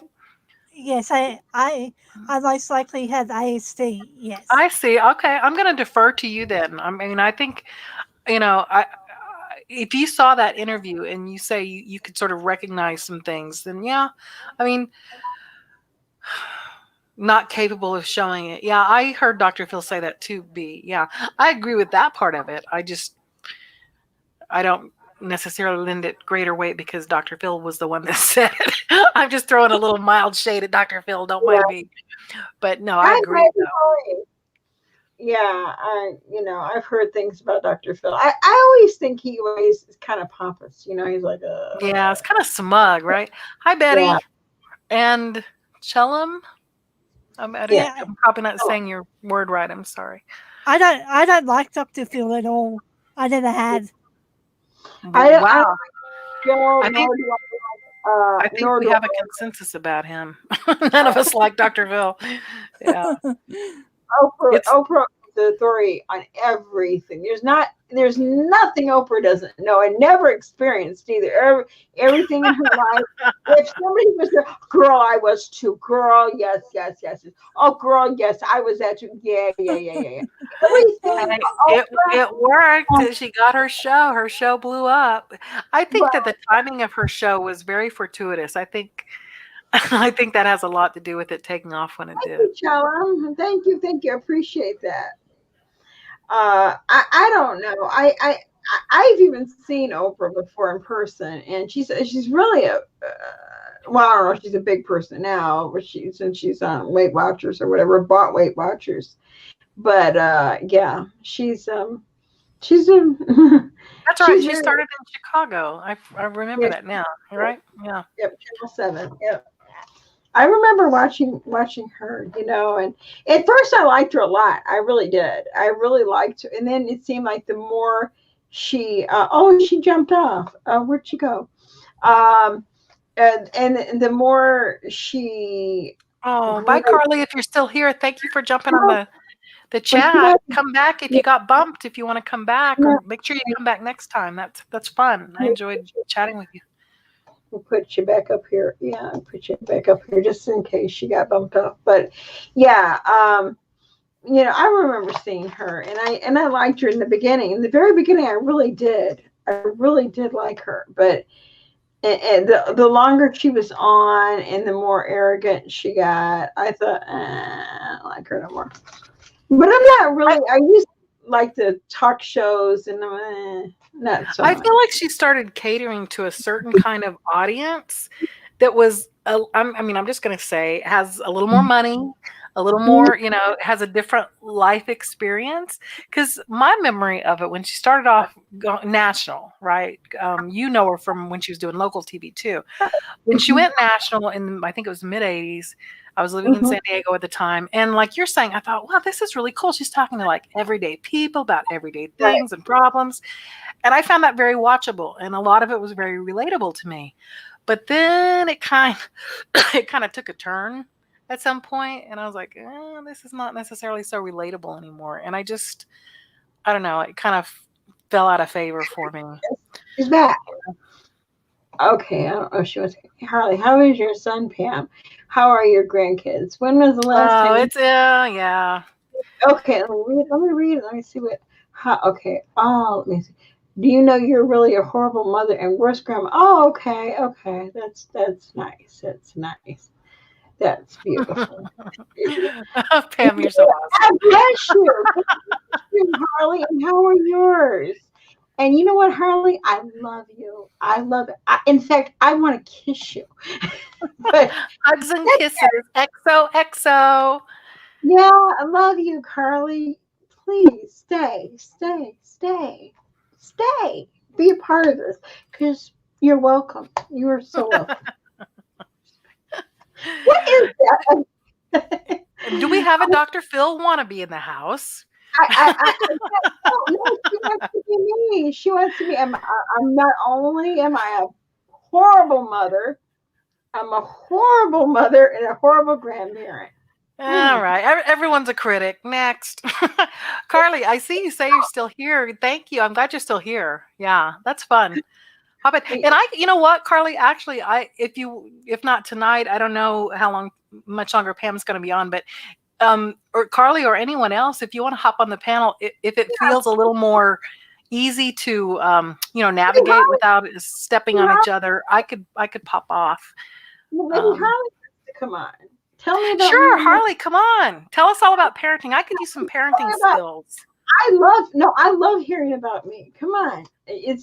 Come tell us all about Pam. We're all ears. Yeah, come on, Harley. Come on. Harley. Harley. Come on, Harley. Tell me about me. Come on. Don't be shy. Come on, Harley. Come on, Harley. Be a standing by. Yeah. Get out the holy water.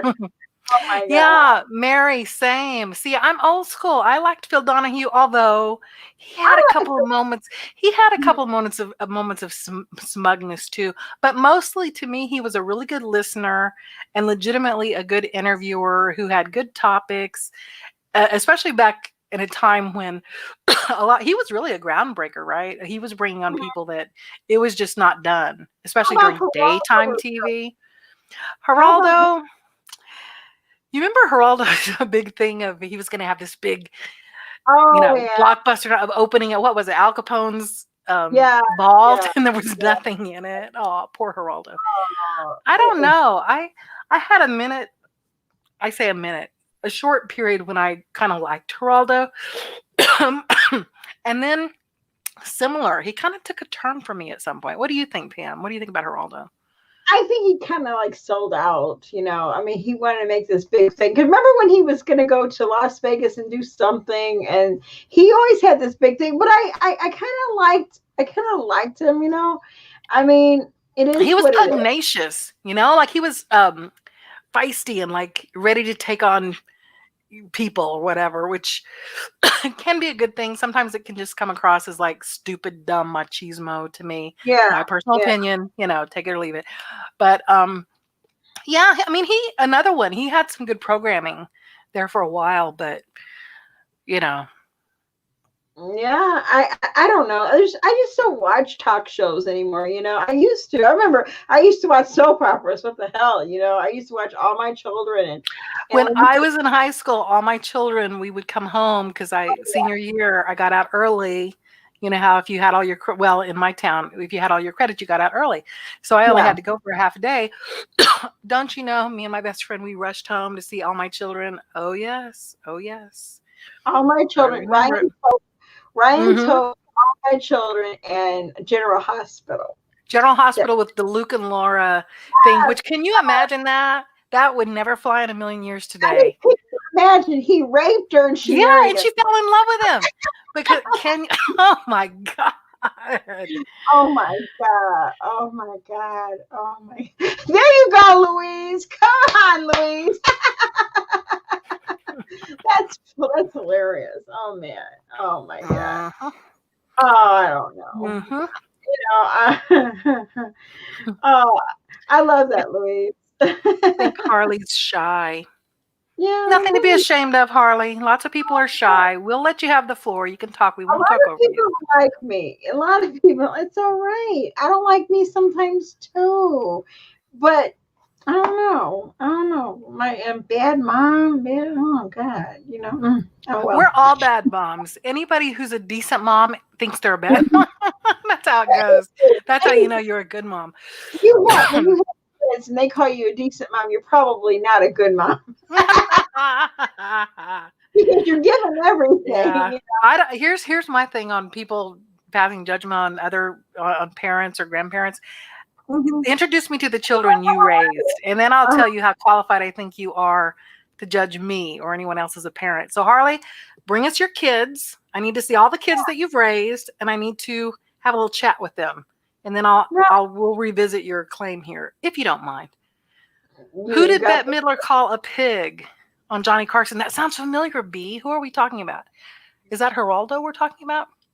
I don't know. I love Bette Midler. Oh, okay. Oh, I used to love All My Children. Oh my God. I really loved when it went off the air. I was really sad, and I still think they should bring it back from the beginning and play it over again. You know what? It would be a huge hit. It would be a huge hit, wouldn't it? Very beginning where they're just the very very beginning. Now I think isn't General Hospital still on? I believe it may wow, be. Is it? Yeah, I'm not really sure. Know. I don't watch it, I don't watch a lot of television, but I don't know. I did like it. I used to like All My Children, and I used to love Ryan's Hope, Yeah. I think my mom watched that one. I think I watched it maybe a little bit, but for me, no. When in high school, it was all about One Life to Live, General Hospital, All My Children. I know. Yeah. No, I get home, take me 15 minutes to walk home, and I'd have to be back at 1 o'clock. But the class I had at 1 o'clock was study hall. So perfect. Yeah. So I'd always be minutes late. I'd always have to stay after school for detention for that 10 minutes, and so I got to watch it, And you see, Carly says Days of Our Lives. Yeah.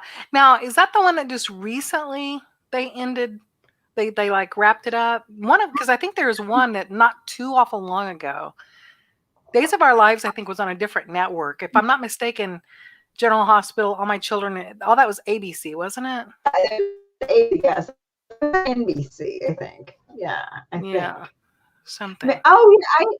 Johnny Carson is classic. I mean, you can't. Oh, he was just so good. I rarely watch anything late at night like that, but I can imagine he's probably really good. They're going to come up with somebody good. What was that one guy, little round guy? The British guy, James Corden, is that his name? No. This is the one that was on The Price is Right. He was on a show. Oh, Drew Carey. Yeah, he had off surgery. Yeah. I like it. Wasn't on the nighttime, I never saw that. I think so. I thought so. I might be wrong. Carly, one of my friends watched Passions. I know that show. I never watched it, but I know the show you're talking about. Yeah.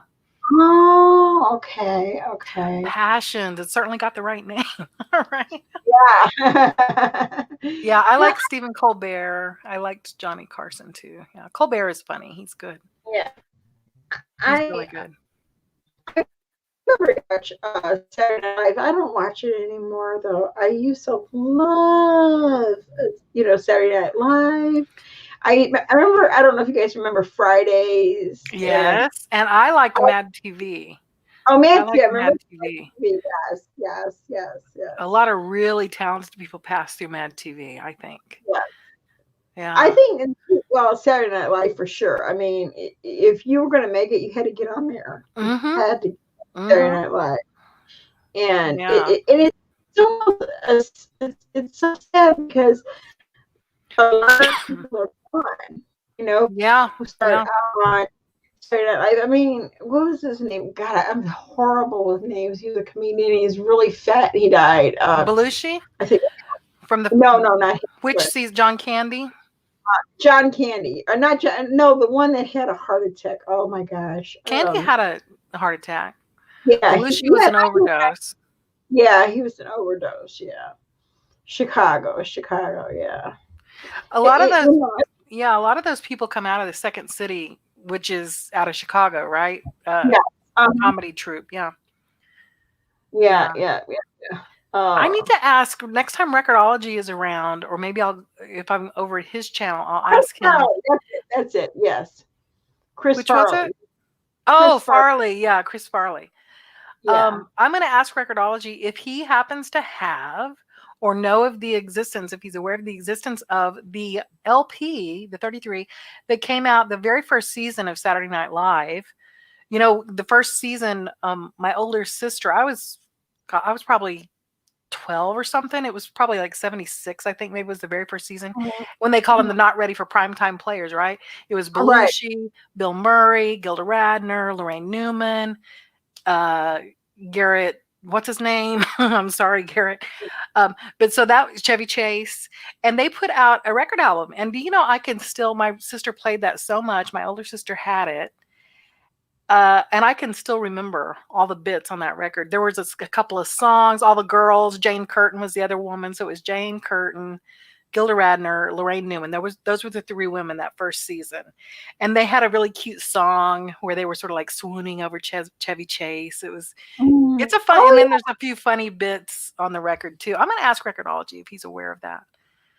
I remember Stewart on Mad TV. I Yeah, remember. Michael, I'm trying to think of that guy's name. He's a talented guy. His name's Michael something, I believe. TV doesn't have that. There's not that interesting stuff on anymore like that. Like funny, I remember what was that other thing that they used to play music on Saturday night? It was like around 12 o'clock. Oh, yeah. Saturday night special, or no, it was no Friday Midnight night. Special. Well, in the Midnight 70s was Midnight Special. Yes, Yes. yes. Oh I my used to love it. gosh. Oh my I God. did too. You know what? Sometimes, Pam, I go down a rabbit hole on YouTube watching Mhm. Midnight Special clips. And the funny thing is, I can specifically remember being a kid. I mean, because this was when, and it would be the same for you, because we're just like a couple years difference in our age. Right. Mhm. I can remember begging to stay up late enough to watch, like when a couple of different bands were going to come on there. Because at that time, again, obviously no YouTube. If you didn't see Right. it on a show like Midnight Special or American Bandstand, you're not going to see anything live unless you go to a concert, right? Exactly. So yeah, Midnight Special. It's so fun to see the clothes and just see how unpolished everything looks, right? Compared with now. Yes. You're up Morris, that's right, B. Yeah. I used to love the Pat character. Oh my God. I used to think it was so hilarious. Julia Oh Sweeney. my Yeah. God. You couldn't do that now. You cannot do that. No, now. and you know, I've heard her speak on that. She actually gives talks on the fact that she now kind of regrets a little bit doing that character and recognizes that maybe it wasn't the most sensitive thing in the world, but that, you know, you grow and you learn as a person, and that she's grown and learned, and she's a really cool person. I mean, as a person, just a regular person. Yeah. You remember Soul Train? I used to love to watch Soul Train. Yes. Are you kidding me? They dance better. They dance Don better. Cornelius. Ah, that voice. And I loved it more than I liked, what was it called? The other one, American Bandstand. American Bandstand, they had good boring. Sorry to declare boring by comparison. Yeah, but the dancing was. Yeah. Oh, I loved it. The clothes. Oh my God, the bell bottoms, the hip huggers, the patterns from the 70s, the plaids, the pattern.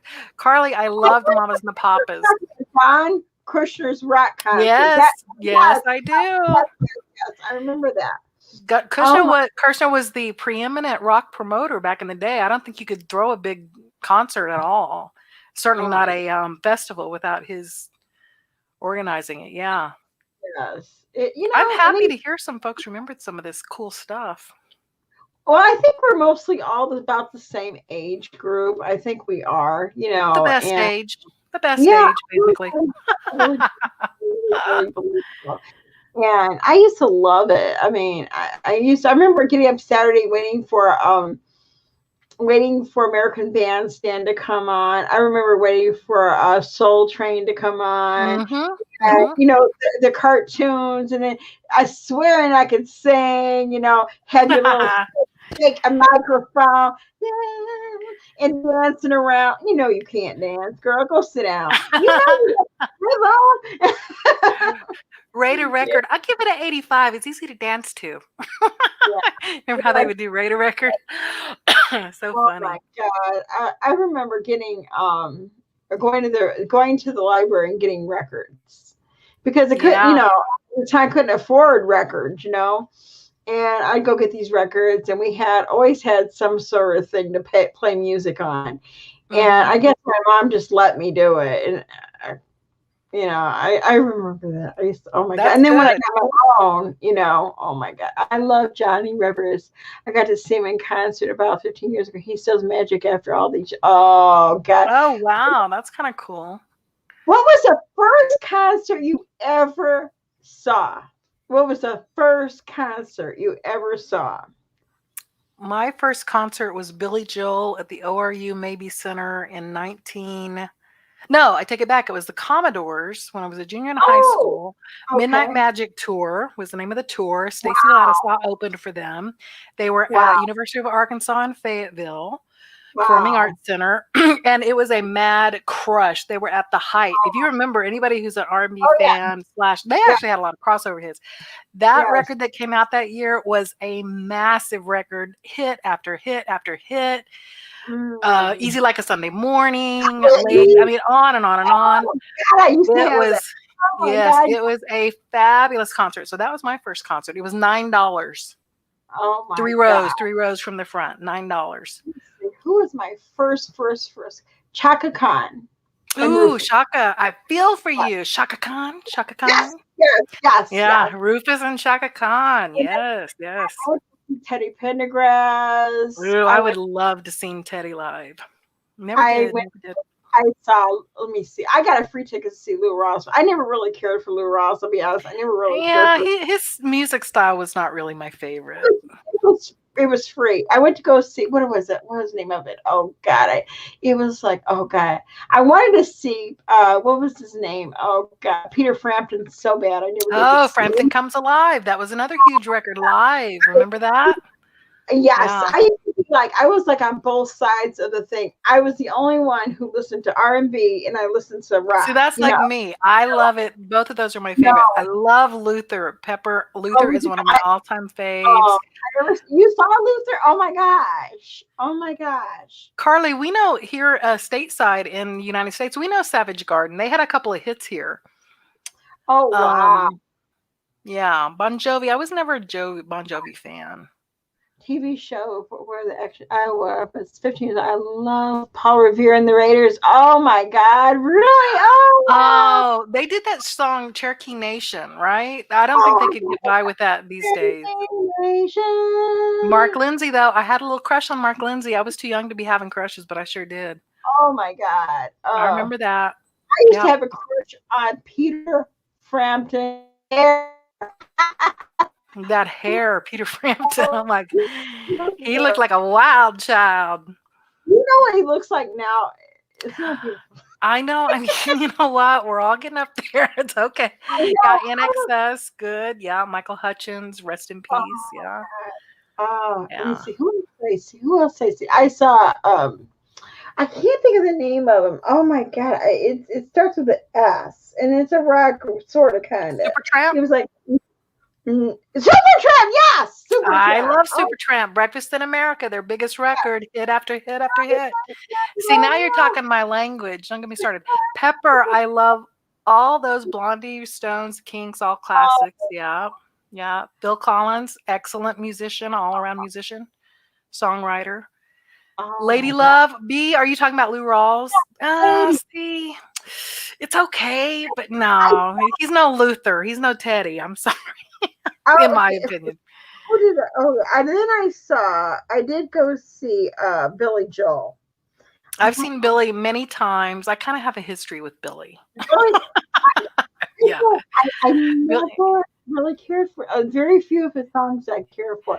People, if you only know his hits, you don't really know Billy Joel. That's what I tell everybody. He's massively talented. Yes, I mean, I could go on and on about it. It'll bore you, but I'll just say, yeah, his hits are not really representative of some of his better songwriting stuff. And he's just absolute brilliant pianist, which is big to me because I also play piano. But really?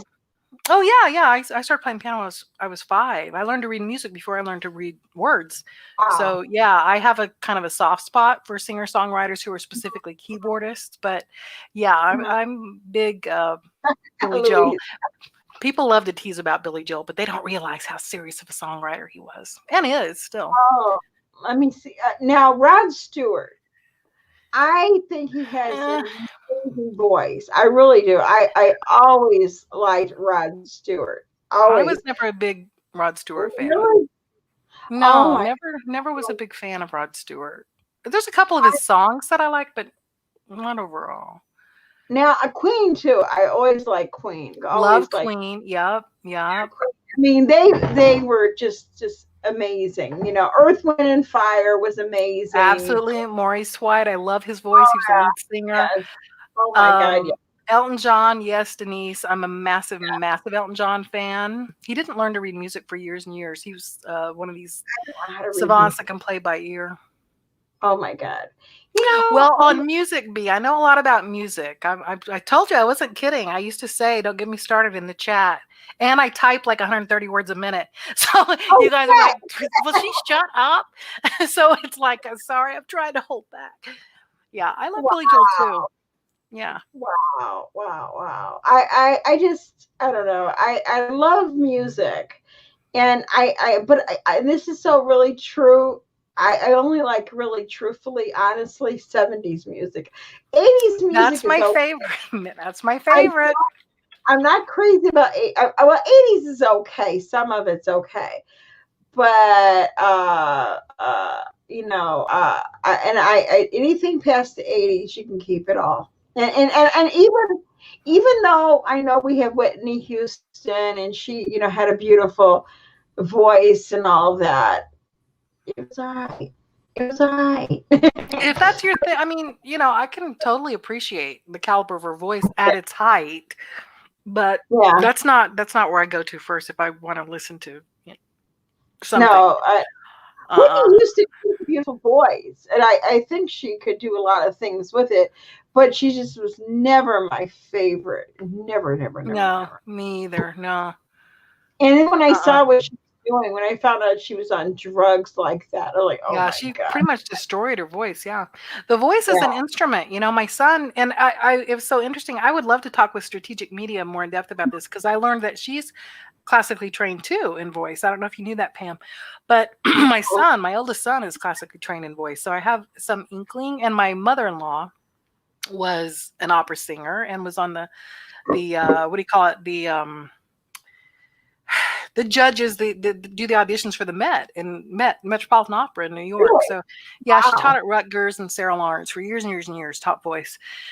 So my 2 older sons come by it, honestly. They both have amazing, phenomenal voices. But so the Wow. voice is an instrument and it's very delicate. So to know that, Whitney was just like abusing her body so bad. I mean, it's really sad. It's really sad to think of. That's all. Well, the thing I found was really weird. Okay, Bobby Brown is still alive.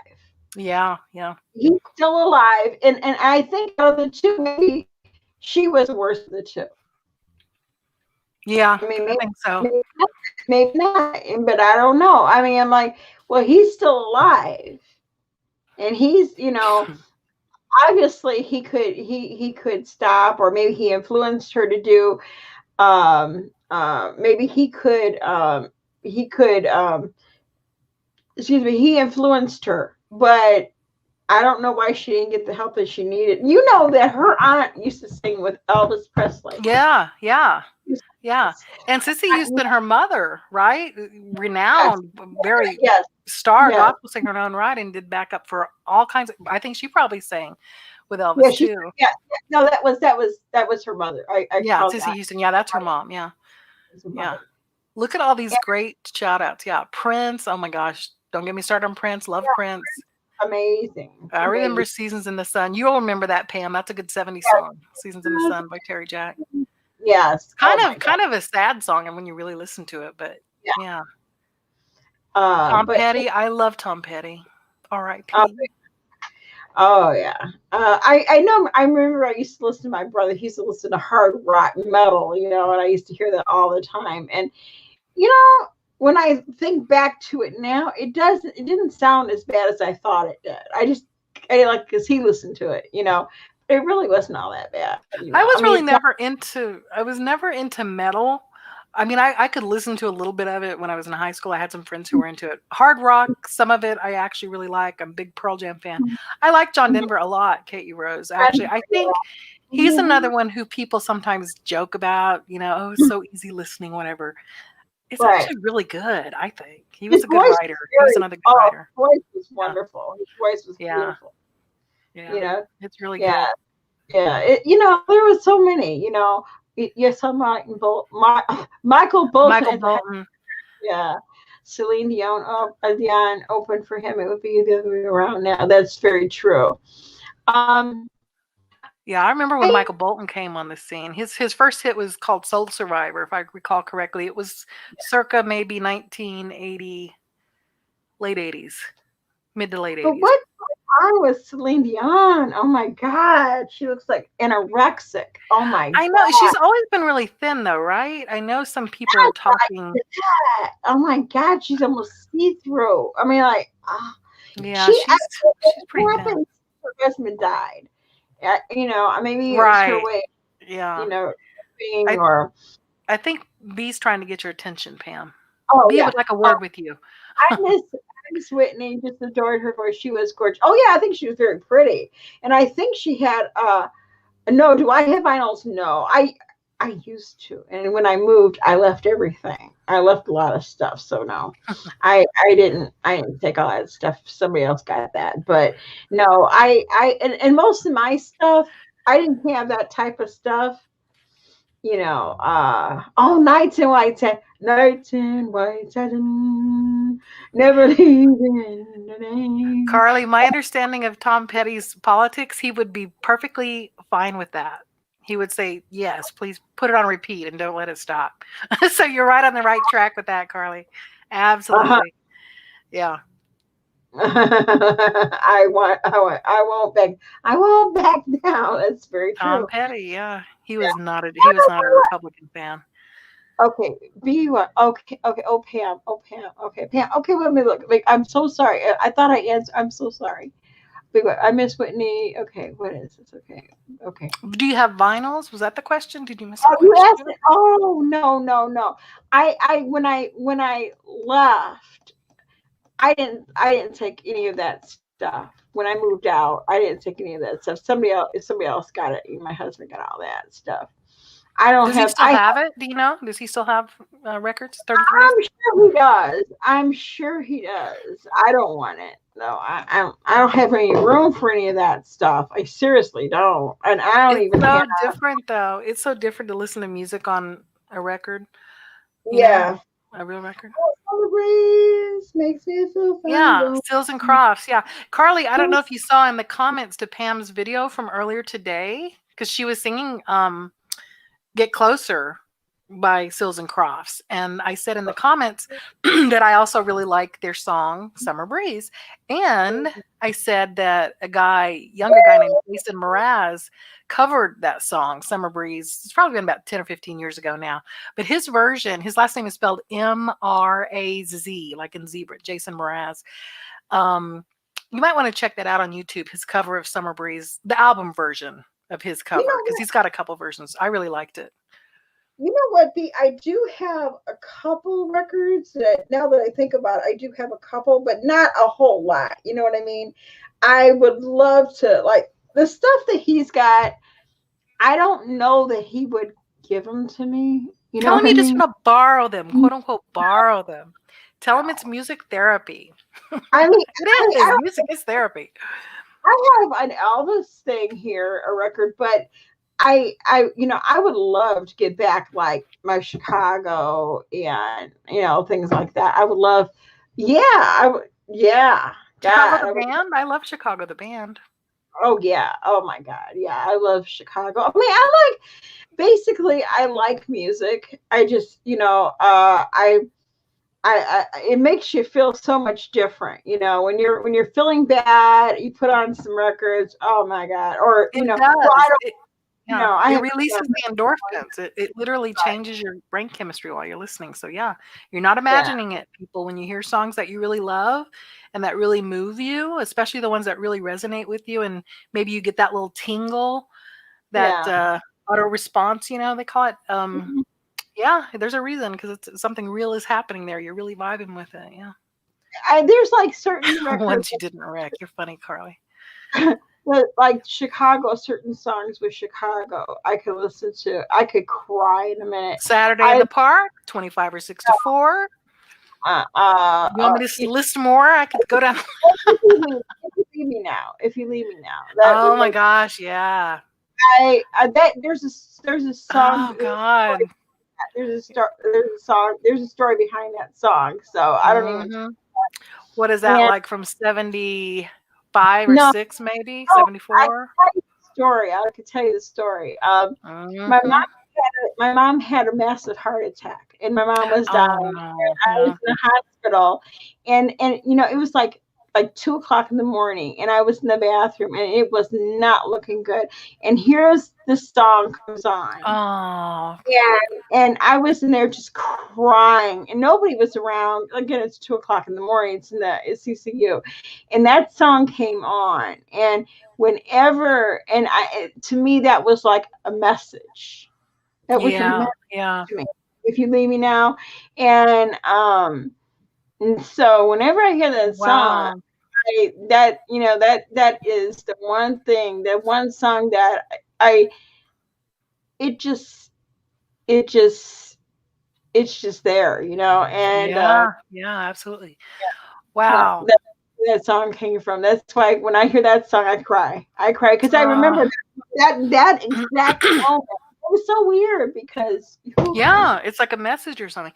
Thanks for well, sharing that memory, Pam. I mean, really, because that's a real moment. That's that a real life moment. Yeah. it's really weird because I mean, I heard this song forever, and I never thought of it, and I was in the bathroom, the song's on, playing, they just had music on, 2 Mm-hmm. o'clock in the morning, 3 o'clock in the morning, and here's like, if you leave me now, Mm-hmm. oh my God, and I remember I just fell out crying there, It has and I that little minor. There's a couple of spots there when he goes up. Hits a minor key. When right, songs hit a minor note, it's very poignant anyway, regardless of what the lyrics are. It hits mhm, most people as being poignant or a touch sad. You know. right, So yeah, I right. can totally see. Wow. Yeah, so that was my moment. So that's how I do like Chicago anyway. So because I mean you're from this area, and they were from here, and they used to Yeah. play in this area, and they never did get their recognition the way that they should have. I don't think they really got the recognition that they really should have gotten, because I think they were awesome. Bee Very, Gees, very talented. Yeah. Bee and Gees it's a very talented too. The Gibb brothers. Yeah. and they all died, and they died sad deaths. Mm-hmm. Slaves tonight. I remember that song. Was that the? I'm trying to think of the Yeah. last. Yeah. Weem away, weem away. That doesn't sound weird at all to me, Carly, about the crackles on records. I know exactly what you're talking about, and I really like that sound too. There's a few songs even now that people produce to add that sound in, Mm-hmm. fully realizing that a lot of people won't even know what they're hearing, but Right. they'll cut it so that it includes that sound. I love that sound. The sound when it just first starts to crackle when you put the needle on the record. Mm-hmm. Nothing else sounds like that. Yeah. The sound. The Last Kiss. Yeah. Pearl Jam covered that a few years ago. The sounds of silence. Oh my God. Yeah. Yeah. Oh my. Simon and Garfunkel. Yeah. Although I will say, I think I do, Elvis. Kate Rose. I like disco music. I'm one of those weird people. Most people love to make fun of disco. I like disco music, but I love to dance. So Why, I don't know why they made fun of it. I mean, it was in its time. It made people go to yeah, clubs, and it was I mean, very of the time. Yeah. was too young, but Me the too. clothes were cool. The clothes were cool, and everybody looked nice. Everybody wanted to look nice. You didn't go out in a pair of jeans and a t-shirt. You went out, when you went out dressed up, and you try to look a certain way. Now, I know. What did you start to say, Pam? I'm sorry, I didn't mean to step on you there, but I saw her say, I had to say, I like my disco music. You were saying about Elvis, though, something about Elvis. Oh yeah. What was it? I can't think of the name of the song. It's one of my favorite songs, and it was Simon and Garfunkel's song, and he sings it. Bridge Over Troubled Water. Yeah, Bridge Over Troubled Water. He sings it so much better than I have heard it. I've heard so many versions of that song. I love it. I love to play it on piano. That's a song that reminds me of my mother. And so it's very touching. Wow. Yeah, it's very touching to me. Yeah. Gorgeous song.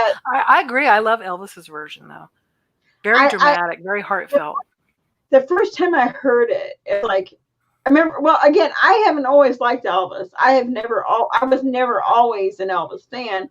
I always thought he was good looking, but I didn't become an Elvis fan until maybe about 15 years ago. 10, yeah, 15 you said, yeah. I find that interesting. Yeah. And it was a time in my life, and their music was there, and I said, man, and it hit me, and I'm like, yeah, this is it, and that's how I became an Elvis fan. I didn't become because I was always one, Yeah. Oh, disco. Oh man, see, I would love to went to discos and all that stuff. My mom would never have let me. I mean, let me see, in 77, I was 15 or 16. Oh, man. No, my mom would not let me go on the discos unless I snuck. Now, I used to sneak and do a lot of things. I really did. But, Ave Maria. See, B, you know what? I'm a rare exception. I am not a fan of Ave Maria or Schubert, for that matter. No. I know a lot of people just love Ave Maria. I mean, I can hear it. I can hear it for what it is, and I can appreciate it as a well composed piece of music. It's very melodic, but it's not my favorite. It's just not my favorite. I like it in church. As a kid, played Elvis on the record every weekend. Oh yeah, I can believe that. Yeah, lots of folks with you there. I used to ask my mom, and this is when I was before I even liked him, but I thought he was good looking. I said, Mom, do you like Elvis Presley? You know what she used to say? He's okay. Who did your mom like, Pam? Who did your mom like? I'm curious. My mom liked country music. She liked Eddie Arnold and all those. Mine too. She liked Ray Price. Yeah. For the Good Times. You know that song by Ray Price? That's a good song. I'm like, what's wrong with you? He's so handsome. Well, he's all right. I'm like, wow. Because I always thought he was good looking. I did too. Yeah, I did too. I still do think he was good looking. Yeah. And his grandson died, right? Recently? Suicide, yeah. Or not too long ago, yeah. I think he was held up to such a higher standard where he could never reach that. I mean, he didn't. I don't think he had the. Think of the pressure, yeah. And then if you think about it, look at his mother. Look at Lisa Marie. Lisa Marie always struggled with drugs. Always struggled. Her life was like a whirlwind of mess, Yeah. And I think because she was given everything, I really think she was given everything. And I think she tried to do the same thing with her kids. And on the other thing, and then you had COVID, and you have a kid who might have some, issues, and he wasn't really doing anything. The kid wasn't doing anything. He was kind of just like out there, you're Elvis Presley's grandson. Okay, you win, Right, like that's his job. It's just my job to be Elvis's grandson. Yeah. Poor kid. I felt bad. I felt really bad for it. And it was just, and the thing was, nobody really knew who he was. If you ever know, nobody really knew who he was or what he looked like. And everybody said, oh, he looks so much like Elvis. He absolutely did not. I did. I was going to ask you that. I was like, Pam, what am I missing? I was like, I don't get it. I don't see it. No. I did not see it. his granddaughter, the one who's it makes movie, I can't think of her name. She resembles him. And I don't even think Lisa Marie looks that much like him either. I think her mouth does, and maybe the That's what I eyes. was going to say. Yeah. A little bit the eyes, but not really. More so the mouth, I think. Yeah. The mouth was a lot like him, but a lot of addiction problems, just like he had. A lot of addiction problems. A lot, like, Yeah. yeah. Oh, your It's mom like sad. Frank Sinatra and other Italian suave dudes. Dean Martin. Is Dean Martin Italian? I don't know, but I mean, he was around the Rat Pack, the whole Rat Pack. Oh, Sammy Davis Jr. I watched a documentary about Sammy Davis not too long ago. I had no idea all the stuff in his life and really how talented he was and just like what a groundbreaker and stuff and how close he legitimately was Sinatra and he really were as friends. It was really kind of interesting and cool. That was a cool era, really. You know, that whole Rat Pack Vegas-y kind of swingers. Have you seen that movie Swingers with Vince Vaughn and John Favreau? I love that movie. I kind of like that vibe. I love Las Vegas. I absolutely love Las Vegas. I love the vibe of it. I know you do, yeah. Not gambling. If you take away, if I wasn't a compulsive gambler, I'd be living there right now. But the problem of it is, I am a compulsive gambler, so I'd be gambling right now. But Peter I Lawford, love. Sorry, Pam. Go ahead. She's saying help her out. Another name. She was always smoking, handsome dude. I'm wondering if she means Peter Lawford because he always hung out with the Rat Pack. He was an actor, married to Kennedy. Always smoking. They always. Are you talking about Sammy Davis, black guy, little scrawny black guy, big voice? Sammy Davis was always smoking. Do you mean who hung out with the Rat Pack, B, or? Like there was Sammy Davis, Frank Sinatra, Dean Martin. That's your Rat Pack, and then Peter Lawford. He wasn't a singer, but he was part of their pack. Right, and then then there was the other one. He sings. I can't think of his name. I'm terrible with names. Horrible. I never know anybody's names. I can't think. I know if you say Dean Martin. Okay, she's talking about Dean Martin. Yeah. Oh, okay. Yeah. Okay. Yeah. Yeah, Dean Martin, he smoked a lot. Yeah, he did. But no, back to your thing on Vegas. That era with all the Rat Pack, that was like the really old school when Vegas first had been built, right? With the Sands and all those old school. Yeah, man, what a. It's so cool back. I mean, even when I used to go there in like the early, like 84, 85, it was so different. You had the Stardust, you had, I mean, okay, that was on that side of it. And then of course you always had the what was the name of that hotel, the big one, the white one. I can't think of the name of it. Well, anyways, it was always, I love Las Vegas. And I mean, I still like it now, but I think it's now more like a adult playground. It's just, hotels and I don't know. It's just changed a lot. I mean, I think back then, at least my sort of like from the outside looking, it just was more of like a cultural phenomenon and really like a cool cutting edge kind of swinging kind of place, with lots of culture and cool music and cool clothes and the kinds of buildings, the casinos, because that kind of architecture had never really been seen before at the time, right? No. I mean, have you been there lately? I mean, I haven't. I haven't. The last time I was out that way was, let's see, was it when I lived in Southern California? It might have been the last time I visited there. In any case, it's probably been about 10 years. Yeah. I've been there 5 years ago, and even then, I mean, it has changed so much even since then, And I was like, wow, this isn't even like it was when I first came out here. I mean, I went there by myself. I was 21 years old, and I was walking down the street in Las Vegas, and I'm like, this is where I want to be. This is where I want to live. That is so cool to think of you. You went by yourself at 21. You didn't have any you weren't like, I don't know if I should do this. You were just like, I'm going to see what this place is about. No, I was just beginning to learn how to play poker. And I wanted to go play with people who really played poker. And I went out there and I played poker, and I played blackjack, and and I actually won. It was really crazy. I won. I was like, wow! I came home with about 5 more than I went with, and I was Wow. Okay.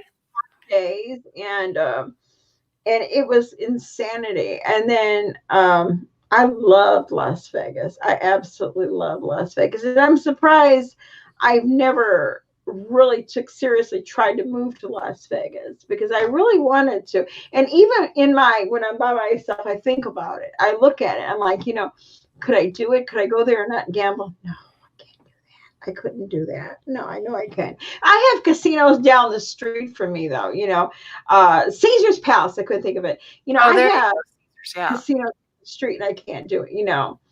I just can't. Yeah, yeah, yeah. But that's a lot of discipline, though, Pam. Really, self-discipline No for you to doubt, I have.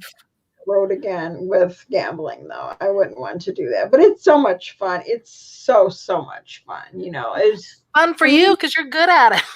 Not for the rest of us who can only lose money.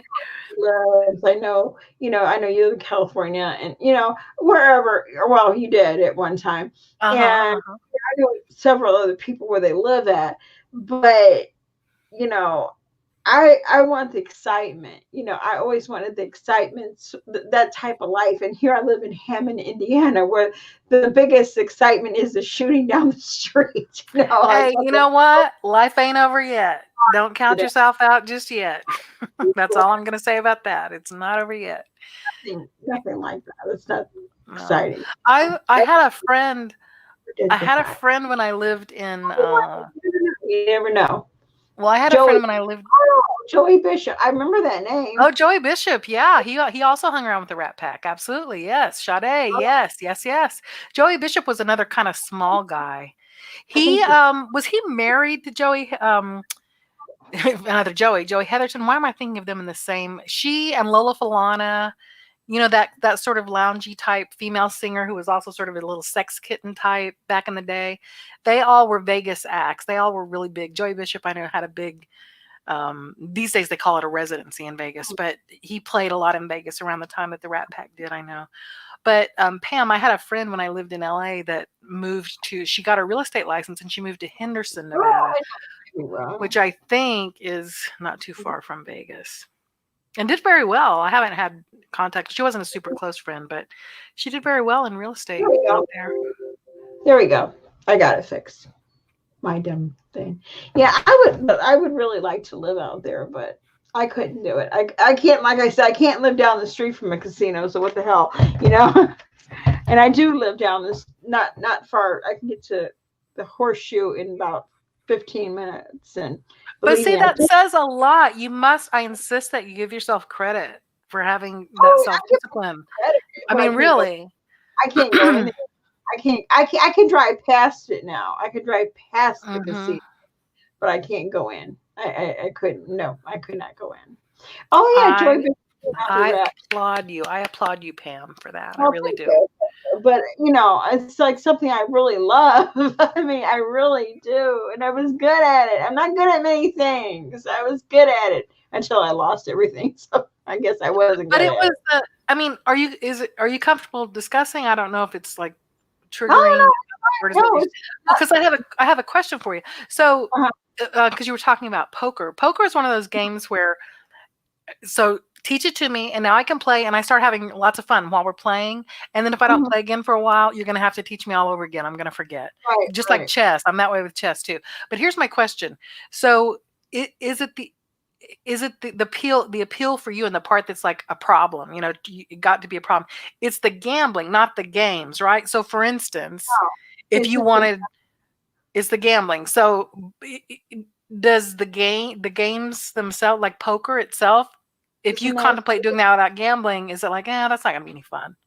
No, anything. I would gamble at anything. Like I could probably go one time and be okay, but then it's gonna always be in my head. I want to go again. It's called chasing it. I want to start chasing it. Oh, if I won, I'm going to chase it again. I'm going to go back. Oh, I did that. I'm going to try to do it again. I'm going to do it again. I'm going to do it again. I'm going to do it again.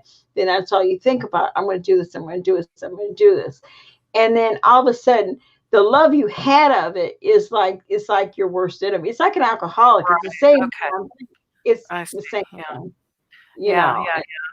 The thing you love becomes a thing that's can really be destructive and like it's poison well, to you. yeah, like Yeah. there's Yeah. more people who commit suicide who gamble than any other addiction, because Yeah. of You the mentioned that fact that statistic. nobody knows that. Nobody knows that you gamble. You don't walk around with "I gamble" on your shirt. But if you're an alcoholic, people could tell because the way you act, Yeah. the way you Very are, right. Your behavior is going to be affected. Yeah. right. If you're a drug addict, well, people know. Well, if you're a sex addict, I don't know about that. I guess you walk around Some with people know.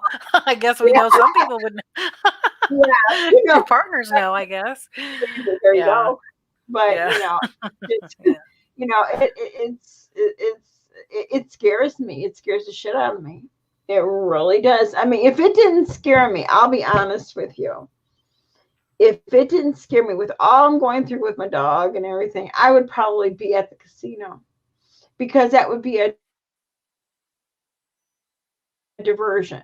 I would, Yeah. Yeah. or when I'm bored, or when COVID was going on, I wouldn't be thinking about COVID.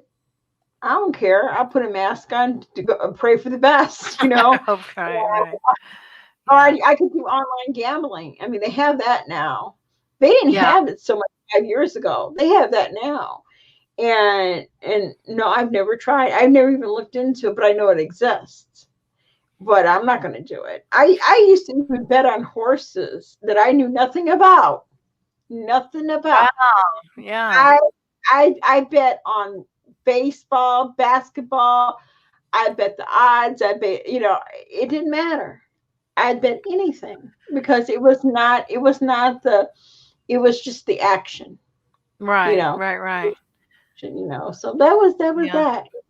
It's not legal here. They keep people, mostly GOP, keeps introducing, legislation to try to get it passed here, Hmm. games of chance and gambling.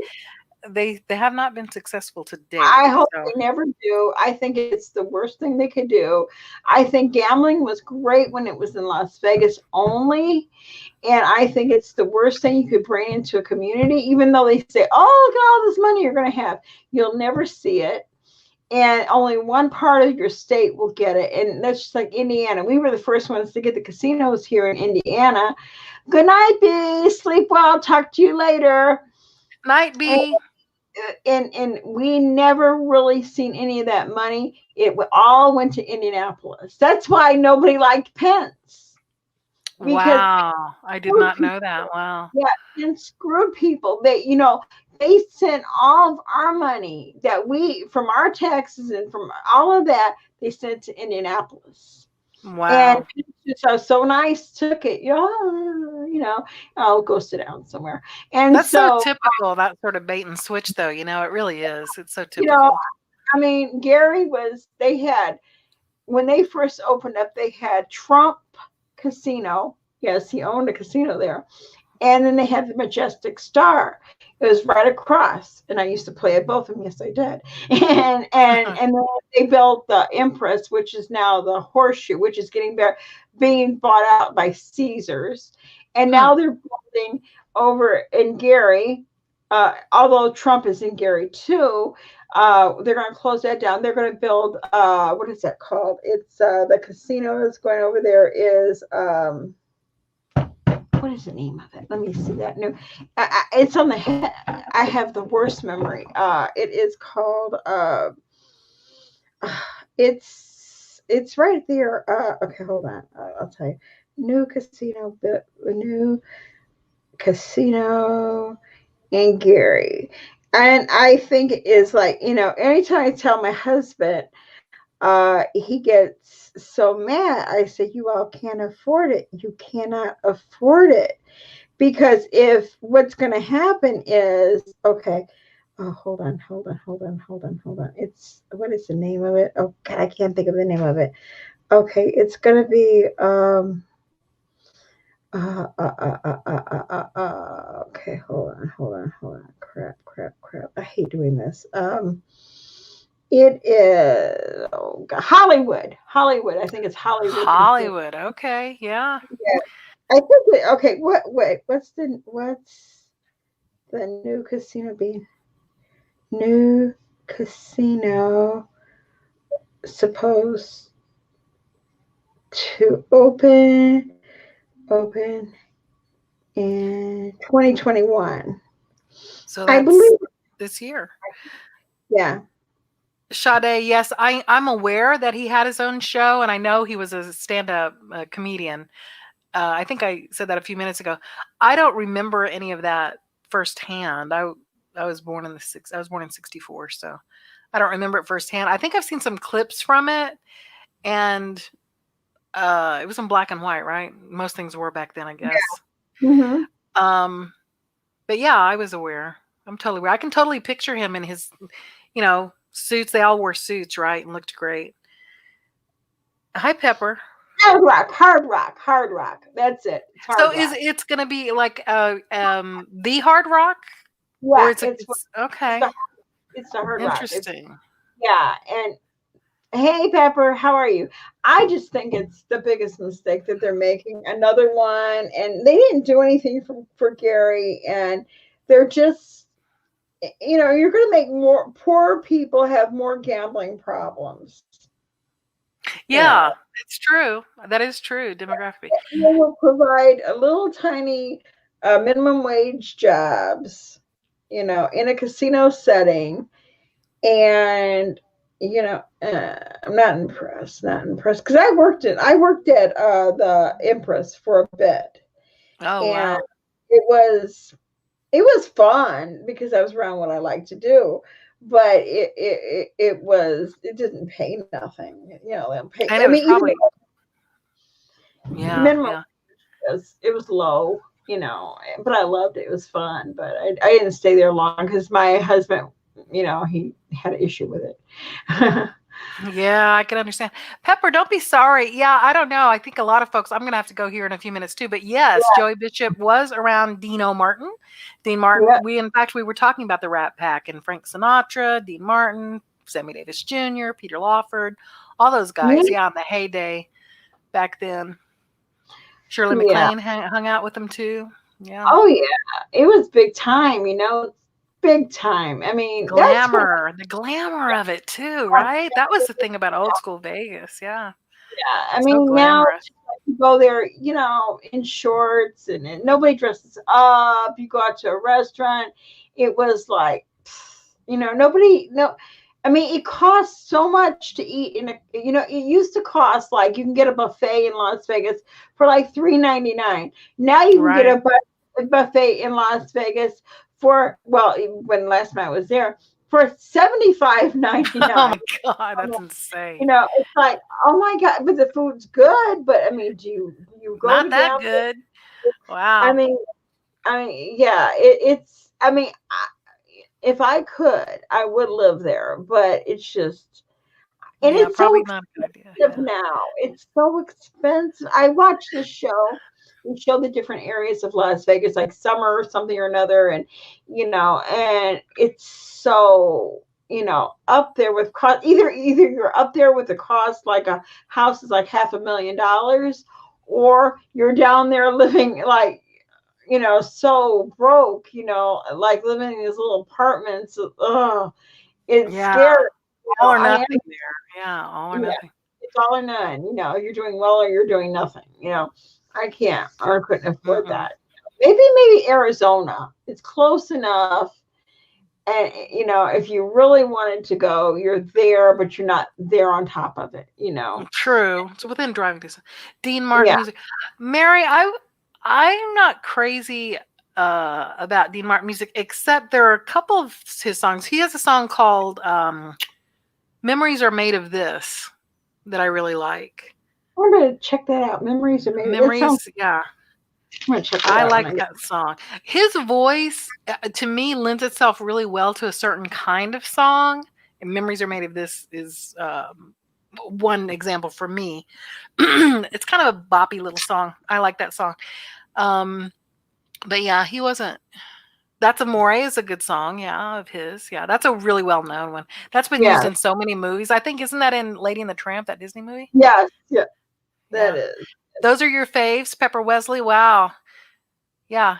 Come around next time and you can talk about the Rat Pack with everybody, because everybody was totally talking about him. Yeah.